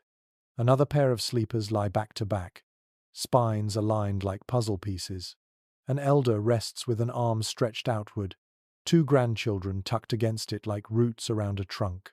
The arrangements are unplanned yet meaningful, bodies forming constellations of comfort across the cave floor. An unusual note from modern studies of communal sleeping. When people share body heat, their core temperature remains more stable throughout the night, leading to fewer wake-ups. You feel this truth in your bones. The warmth against your skin is steady, reliable. Even when the fire dims, the living furnace of kin sustains you. You wonder how dreams respond to such closeness. Do minds, like bodies, overlap? Do shared touches shape shared visions? Some anthropologists suggest that group dreaming may have reinforced social unity, giving entire families similar imagery to discuss at dawn. It is not provable, yet as you drift, you sense that your dreams are not yours alone, they belong to the circle of limbs and warmth holding you. One odd but telling tidbit. Studies of heart rhythms show that when people sleep in contact, their pulses sometimes align, beating in unison. Imagine that happening here. Dozens of hearts sinking in the night. The cave itself becomes a drum, each thump echoing faintly through stone. You press your hand against a companion's chest, almost feeling it. Their rhythm calms yours, and together you settle deeper. The scholarly community remains divided on whether prehistoric people valued privacy in any modern sense. Some argue that closeness was all they knew, and solitude was unthinkable. Others insist individuals sought small moments apart at cave mouths, in side chambers, under separate hides. Tonight, in the middle of the circle, you lean toward the first view. Separation feels dangerous, alien. Here, closeness is comfort, privacy an unnecessary luxury. You turn, nestling deeper into the tangle. A hand slips from your shoulder, replaced by another. The warmth shifts but never fades. Even in movement, the group remains whole. You realize this is the essence of prehistoric sleep, not individual rest, but collective surrender. Each body lends itself to the others, weaving a safety net through contact. Dreams return again, shaped by touch. You imagine yourself part of a larger animal, limbs joined, hearts aligned, moving as one. The vision is not frightening but reassuring. To be an individual here is to be incomplete. To be many is to be whole. The fire flickers, snow presses, breath mingles, limbs entwine. You sigh and let yourself dissolve into the nest. Survival lies not in solitude, but in skin against skin, warmth against warmth, dream against dream. And so, held by others, you rest again. The tangle of limbs holds steady, and you lie warm within it. But another element of the cave begins to press into your awareness. Water. A slow, steady drip echoes from a crack above, droplets falling into a shallow hollow in the floor. Plink, plink, plink. At first it is faint, almost ignorable. But as your ears tune in, the sound grows constant, shaping the rhythm of night. Archaeologists who study cave systems often note that water left behind mineral deposits, stalactites and stalagmites, that grew over centuries from such drips. It is widely accepted that prehistoric families heard these sounds every night, a background metronome of the earth itself. For you, lying here, it becomes both soothing and insistent, a reminder that time is passing even as you sleep. You notice how the droplets alter the atmosphere. The air is damp, clinging to skin, carrying the faint tang of minerals. You breathe it in cool, metallic, almost sharp. Some researchers suggest that such humidity may have irritated lungs, especially in smoky caves. Others argue it kept airways moist, easing breathing in dry winters. You feel both truths at once, a faint heaviness in your chest, yet also relief against the harshness of smoke. One curious little discovery at certain sites: shallow stone basins near bedding areas, filled not only with water but with traces of herbs. Scholars speculate these may have been used for rinsing, soothing, or even rituals before sleep. Imagine dipping your hands into cool mineral water, washing away smoke before curling under hides. Tonight, you picture an elder leaning over the hollow, letting the drip collect, then cupping it to sip before lying down again. The scholarly community is still uncertain whether dripping water was embraced as lullaby or cursed as nuisance. Some argue it provided natural white noise, masking sudden sounds and easing sleep. Others suggest it became irritating, keeping people restless. As you listen, though, the sound folds seamlessly into the cave's orchestra, joining snores, crackles, and sighs. It feels less like intrusion, more like heartbeat, steady and eternal. The drip also fuels dreams. In your drowsy state, the plink transforms into hooves, footsteps, drum beats. Each drop becomes an image, feeding the mind with rhythm. Anthropologists studying dreams in traditional cultures note how environmental sounds often merge into visions. Tonight, your subconscious cannot resist the lure the water leads you into forests, into hunts, into rivers that flow through sleep itself.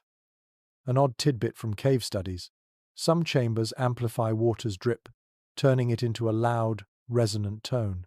Explorers report feeling unsettled or mesmerized by the effect, depending on mood. Imagine your ancestors choosing sleeping spots partly for acoustics, favoring corners where water whispered rather than boomed. Comfort in caves was not only about warmth but also about soundscape.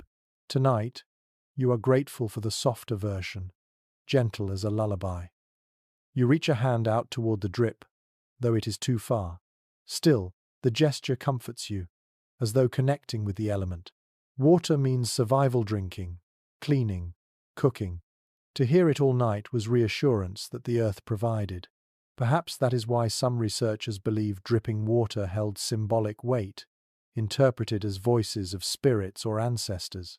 Falling drops became words of stone, speaking without interruption. The firelight catches the water briefly, making each drop sparkle before it falls. For a moment, you imagine the cave ceiling as sky, the droplets as stars falling one by one. The vision is calming, even holy. You wonder if children staring at the same sight saw magic there, if parents explained it as gifts from above. Sleep, then, would not come into emptiness, but into a world where even water spoke. The scholarly debate extends to whether prehistoric groups attempted to control such drips, diverting them with stones, collecting them deliberately, or leaving them as they were. Some basins suggest human arrangement, others seem purely natural. Either way, the sound endured, night after night, generation after generation. To lie in these caves was to lie under dripping time itself. You curl deeper into your bedding, letting the rhythm merge with your breath. Inhale, drip, exhale, drip. The synchronization feels natural, as though your body wants to align with the cave. Perhaps this was how people endured such environments, not by resisting but by joining, adapting until stone, water, and flesh move together. Dreams creep closer again, and the drip follows you into them. You find yourself beside a vast river, its current slow but endless, each ripple echoing like the cave's hollow. You step into it, unafraid, and let it carry you, knowing the water's rhythm will always guide you home. Back in the cave, the fire sighs, the breath chorus continues, and the drip keeps time. You surrender, letting the cave's elements cradle you together. Flame, smoke, warmth, contact, water, all are lullabies, ancient and eternal. The drip of water keeps its rhythm, but another detail of the cave begins to claim your senses now, the very skin of the walls themselves. In the glow of the embers, you notice their surfaces rough in some places, smooth in others, veined with minerals that glisten faintly. The walls are not lifeless. They carry marks of time, scratches of claws, stains of soot, and patterns etched by dripping water. As you stare, they seem less like barriers and more like silent companions.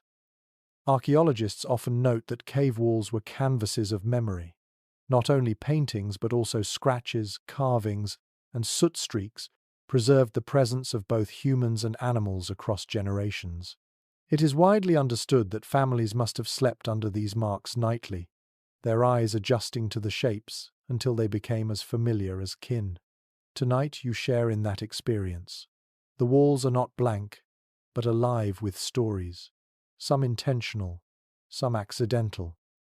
You run your fingers across the stone near your bedding. It is cool, almost damp, and gritty with mineral dust. The texture grounds you, reminding you that this place was shaped long before your arrival.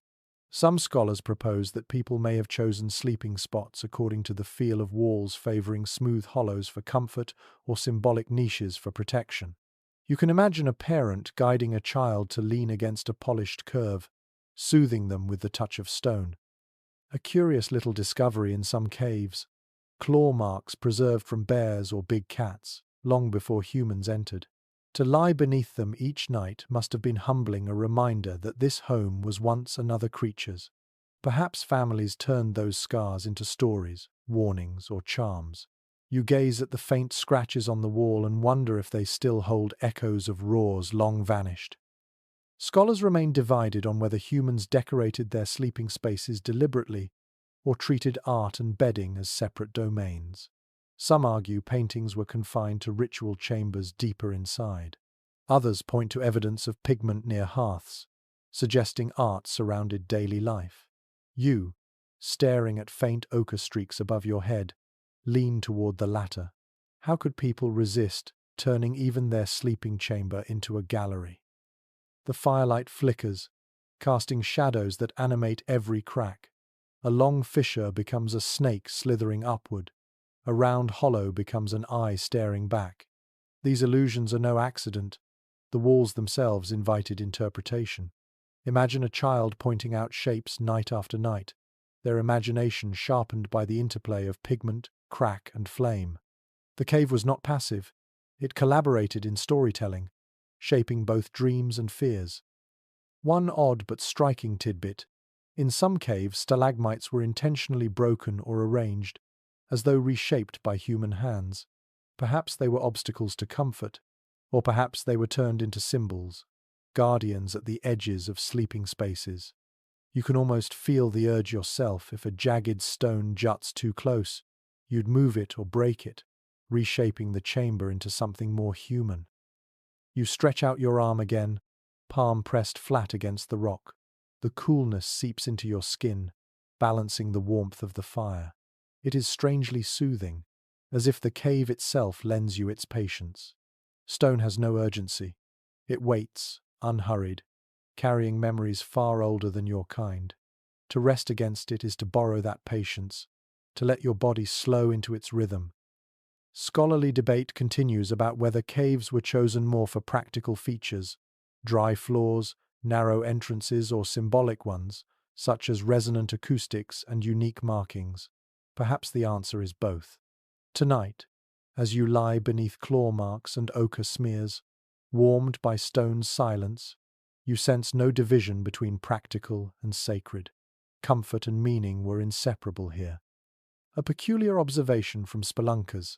Some caves hum faintly when wind passes through, the walls vibrating like a distant drum. If your ancestors heard such tones at night, perhaps they treated them as voices of the cave itself. Sleep would then come, not in silence, but in a choir of whispers, water dripping, stone humming, fire sighing. Even now, you half believe you hear a hum beneath the drip, a resonance too low to name. The walls cradle you as much as the hides. They lean close, forming an embrace of stone. You do not feel trapped, but sheltered. Their permanence reassures you that even if storms rage or predators stalk, these walls will not falter. They have stood for millennia and will stand long after you.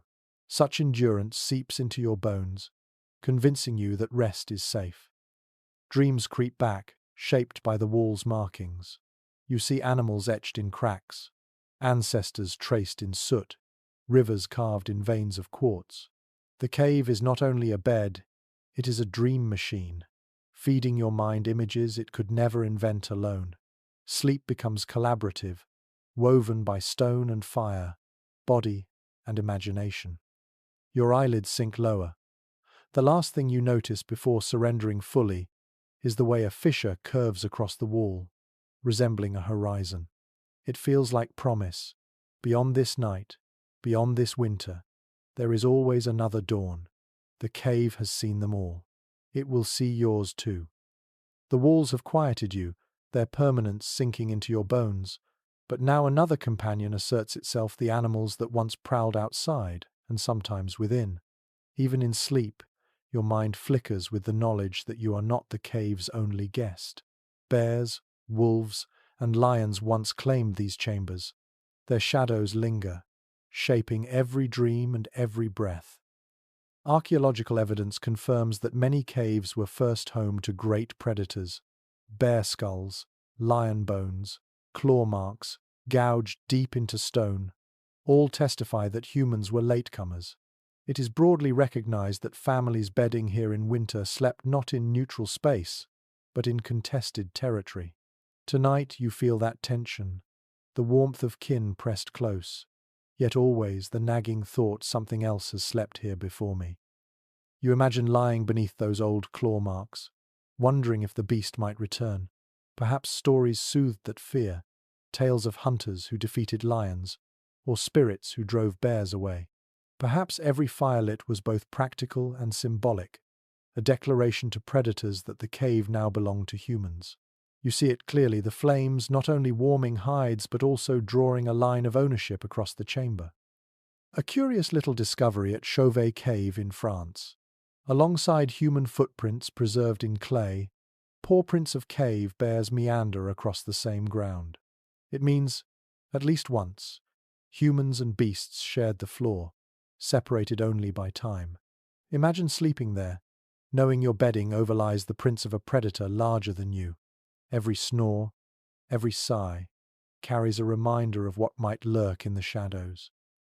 The academic community remains divided on whether humans actively displaced predators or merely occupied caves seasonally when beasts were absent.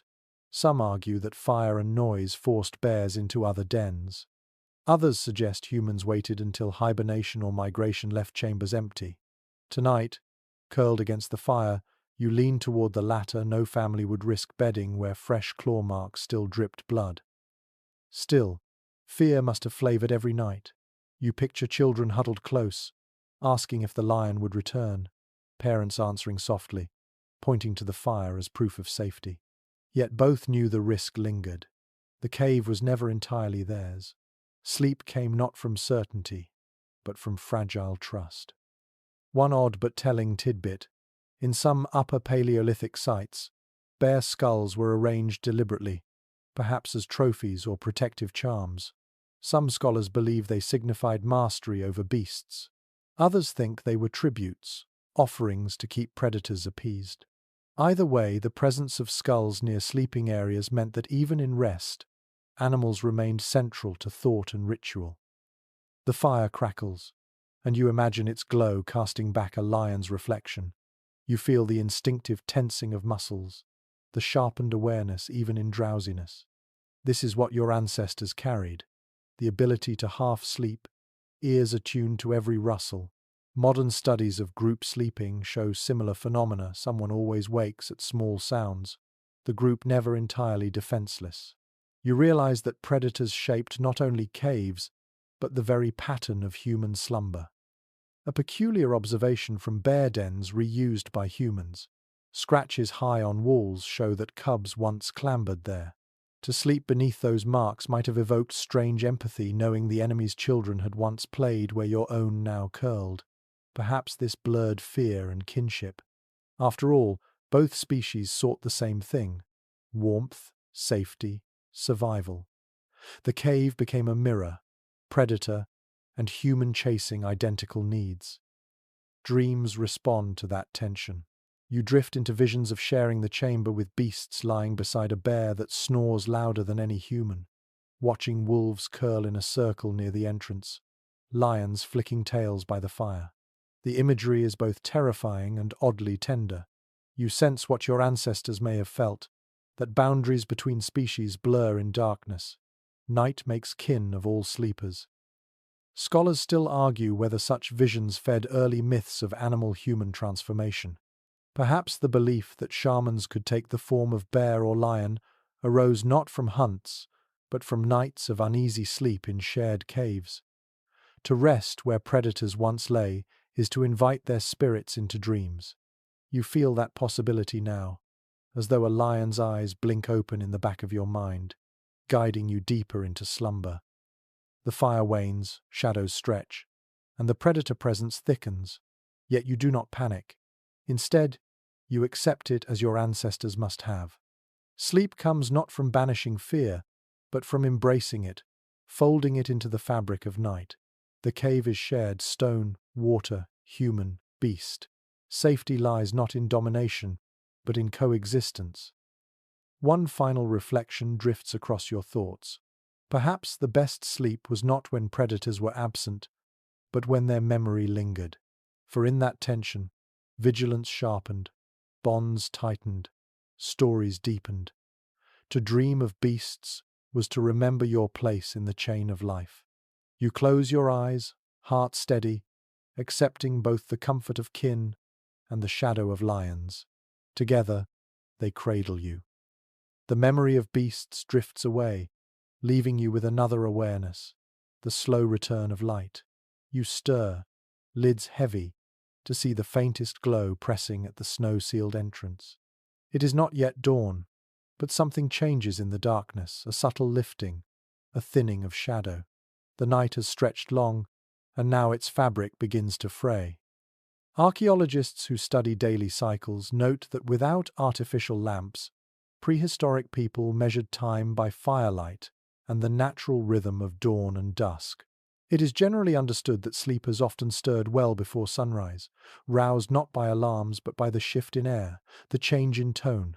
You feel it now, that delicate cue, as if the cave itself exhales and hints that morning will arrive. You roll slightly, bones stiff from the night. Around you, others begin their own slow wakening. An elder coughs gently, a child mutters in dream speech, someone stretches with a crack of joints. The group does not wake all at once, but in ripples, one body nudging another into awareness. It is communal, even in rising. A curious little finding from cave excavations. Layers of ash suggest that embers were often rekindled in the grey hours before dawn, fires coaxed back to life for warmth and light. Tonight, or rather this morning, you watch the same one adult rises, hair tangled, and nudges the coals with a stick, feeding them with dry twigs until sparks flare. Soon orange glow swells again, painting faces with the first warmth of day. The academic community remains divided on whether mornings in caves were rushed with activity or slow and deliberate. Some argue that hunters rose early, eager to seize daylight. Others believe winter mornings were languid, conserving energy until light truly arrived. You sense truth in the latter. No one leaps to their feet. Bodies stretch, yawns echo. Time itself seems patient. The snow at the entrance glows faintly golden now, firelight and dawn colliding to turn the barrier into a luminous wall. Children gaze at it with wonder, whispering as though spirits are behind it. You smile, realizing that for them, each morning is a miracle. Night has not trapped them. The world continues. Light returns. One odd but telling tidbit. In some ethnographic records, waking rituals included sharing dreams immediately upon rising. You can picture the same here, adults murmuring about visions of bison or deer, deciding together if the dreams carried meaning. Perhaps hunts were planned or postponed based on these morning exchanges. In this cave, sleep and wake are not separate realms, but threads woven tightly together. You rise enough to sit, pulling hides around your shoulders. The air is crisp, your breath visible again.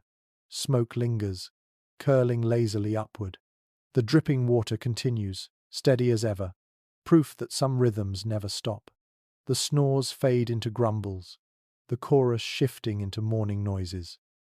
Scholars speculate on whether waking in such communal settings bred patience or irritation. Some argue it strengthened bonds, each morning a reminder of shared endurance. Others suspect tempers frayed, elbows jabbed, snores cursed under breath. You witness both in the cave. Laughter as a child tumbles out of bedding, a groan as an elder rubs aching knees. Humanity is never tidy, even in survival. An unusual observation from later hunter-gatherer groups. Dawn often meant small rituals of grooming, combing hair with fingers, rinsing faces with cold water, stretching limbs. Perhaps your ancestors did the same. You imagine them leaning toward the drip, splashing faces, rubbing soot from skin. Even in hardship, there is dignity in preparing for the day. The cave brightens gradually, shadows retreating. The paintings above bison, horses, deer reappear in clearer light, their forms steady after a night of flicker. You gaze at them and realize they too are part of waking. They are reminders not only of dreams but of tasks waiting outside. The animals return, not in fantasy but in reality, their herds still roaming beyond the snow. One peculiar tidbit: in some preserved hearths, morning fires contain bits of bone and fat, suggesting small meals shared at first light. You imagine now the group reaching for scraps left from the night before, chewing slowly, fueling bodies for another day. The flavors of smoke and ash linger, but hunger makes them welcome. The scholarly community is not in agreement about whether early mornings in winter were filled with hope or dread. Some suggest they symbolized renewal, proof of survival through another night. Others argue they carried heaviness, a reminder of the day's struggles ahead. You sense both currents in the cave. Relief mingles with resignation. Sleep has ended. Endurance begins again. The children rise first, always restless. They scurry toward the glowing wall of snow, pressing small hands against it, laughing at the cold. Their joy is infectious, proof that even in harshest winters, life holds play. Adults follow more slowly, eyes still heavy, bodies sore but ready. The rhythm of night yields to the rhythm of day. You inhale deeply, feeling the cave's air shift as bodies stir, as fire revives, as dawn asserts itself. Sleep has carried you, dreams have guided you, and now waking asks for your presence. You stretch, bones creaking yet heart steady. The cave has given you another night of protection. Morning thanks must follow. Your gaze lingers on the faint light, edging past the snow barrier. Soon someone will clear it, and the outside will return cold, vast, merciless, but real. For now, though, you savor this in-between moment, where night has not fully gone, and day has not fully arrived. It is a pause, a breath, a reminder of continuity. You close your eyes briefly once more, leaning into hides, listening to laughter, coughs, crackling fire, and dripping water. Even in waking, the lullaby continues. The cave remains alive, carrying you from one cycle to the next. The faint dawn has grown stronger now, pressing insistently at the blocked entrance. The snow that once insulated and guarded you now glows like a lantern wall, pale gold seeping through cracks. One or two adults move toward it, scraping with antler tools and sticks, breaking a path back to the waking world. The muffled hush that held you all night begins to crackle and shift. Archaeologists studying seasonal camps note that such clearings of snow or brush often marked the true start of day. It is widely accepted that families would slowly reopen the cave, letting in air, light, and the sense of the outside. You see it here, the pile of white crumbling inward, cold gusts rushing across the chamber. The shift is jarring after so many hours of warmth, yet invigorating. You pull hides tighter, shivering, but your eyes brighten. The world beyond is returning. Outside lies hunger, hunting, hardship, but also possibility. The cave has done its duty, cradling you through another night. Now its role shifts from womb to shelter, background for daily work. A curious little discovery at some Ice Age sites. Traces of footprints around entrances suggest that people often lingered there at first light, adjusting slowly to the day's glare. Imagine them stepping cautiously into snow, blinking at the vast horizon, stretching cramped muscles. You can almost feel that impulse in your own legs, eager yet hesitant, caught between safety and necessity. Scholars continue to debate whether prehistoric mornings inspired awe or dread. Some insist dawn was celebrated, proof of survival. Others argue it brought anxiety, the weight of tasks pressing in. You sense both currents as you watch the group stir, children laughing at snowflakes drifting inside, adults groaning at the thought of labor. Life was never simple. The fire flares once more as someone adds resin-rich wood, ensuring warmth for those who remain. The chamber glows brighter now, its painted animals vivid again. You glance at them, and they seem different in daylight, less like spirits, more like reminders. Hunt, endure, adapt. The night's dreamlike guardians transform into the day's practical guides. One odd but striking tidbit. In some caves, marks of repeated scraping on walls near entrances suggest deliberate rituals of greeting or farewell to the outside world. Perhaps each morning, gestures honored the cave before departure, thanking it for safety. You imagine touching the wall yourself, pressing palm against cool stone in silent gratitude. The group begins to move in earnest. Hides folded, ashes stirred, children bundled. You sense the rhythm of transition, the long stretch of sleep giving way to action. Yet beneath it all lingers a quiet wonder that such sleep was possible at all, in a world of storms, beasts, and hunger. The cave, the fire, the bodies of kin, the whispers of story and dream, all conspired to make rest not only possible, but profound. The scholarly community often reminds us that survival was not only about spears or hunts, but about resilience of spirit. To sleep soundly, even one night, in such conditions was an act of triumph. Your body has felt that truth across these hours. Ache, closeness, noise, warmth, fear, and comfort blending into one tapestry of endurance. You stand now, stretching tall, feeling the stiffness of stone-born rest in your joints. Yet beneath it lies strength, renewed by hours of surrender. Your ancestors knew this secret well, that sleep, even imperfect, restores courage to face another day. Children rush to the entrance, squealing at the brightness outside. Adults follow, cautious, checking for tracks of wolves or bears. The world is waiting, merciless but beautiful, harsh but sustaining. The night has prepared you for it, one dream at a time. One peculiar reflection. Modern research shows that restorative sleep strengthens memory, decision-making, and creativity. Imagine how those gifts shaped the first humans. Each night of dreaming may have sparked new ideas, tools, strategies, symbols that carried them further. Perhaps the very progress of humanity was born not in hunts but in sleep-filled caves. You glance back once more before leaving. The fire smoulders, the walls gleam, water drips, soot lines glow faintly. It is not just shelter. It is archive, temple, womb. A place where survival intertwined with meaning, where rest became a form of prayer. To sleep here was to belong, not only to family but to earth itself. And now, as dawn brightens, the cycle completes. You step toward the light, hides around your shoulders, body renewed. Another night has passed, another day begins. And so, as the snow-muffled cave gives way to dawn, you feel the arc of the night settle within you. The fire has dimmed, the paintings have watched, the breath of kin has wrapped you, and now light stretches across stone, soft and forgiving. It is time to leave the dream of caves behind, but gently, without hurry. Close your eyes once more. Picture the walls, cool and enduring, leaning close to hold you. Hear the water drip, patient and steady, like time itself. Feel the warmth of bodies beside you, each heartbeat echoing with yours.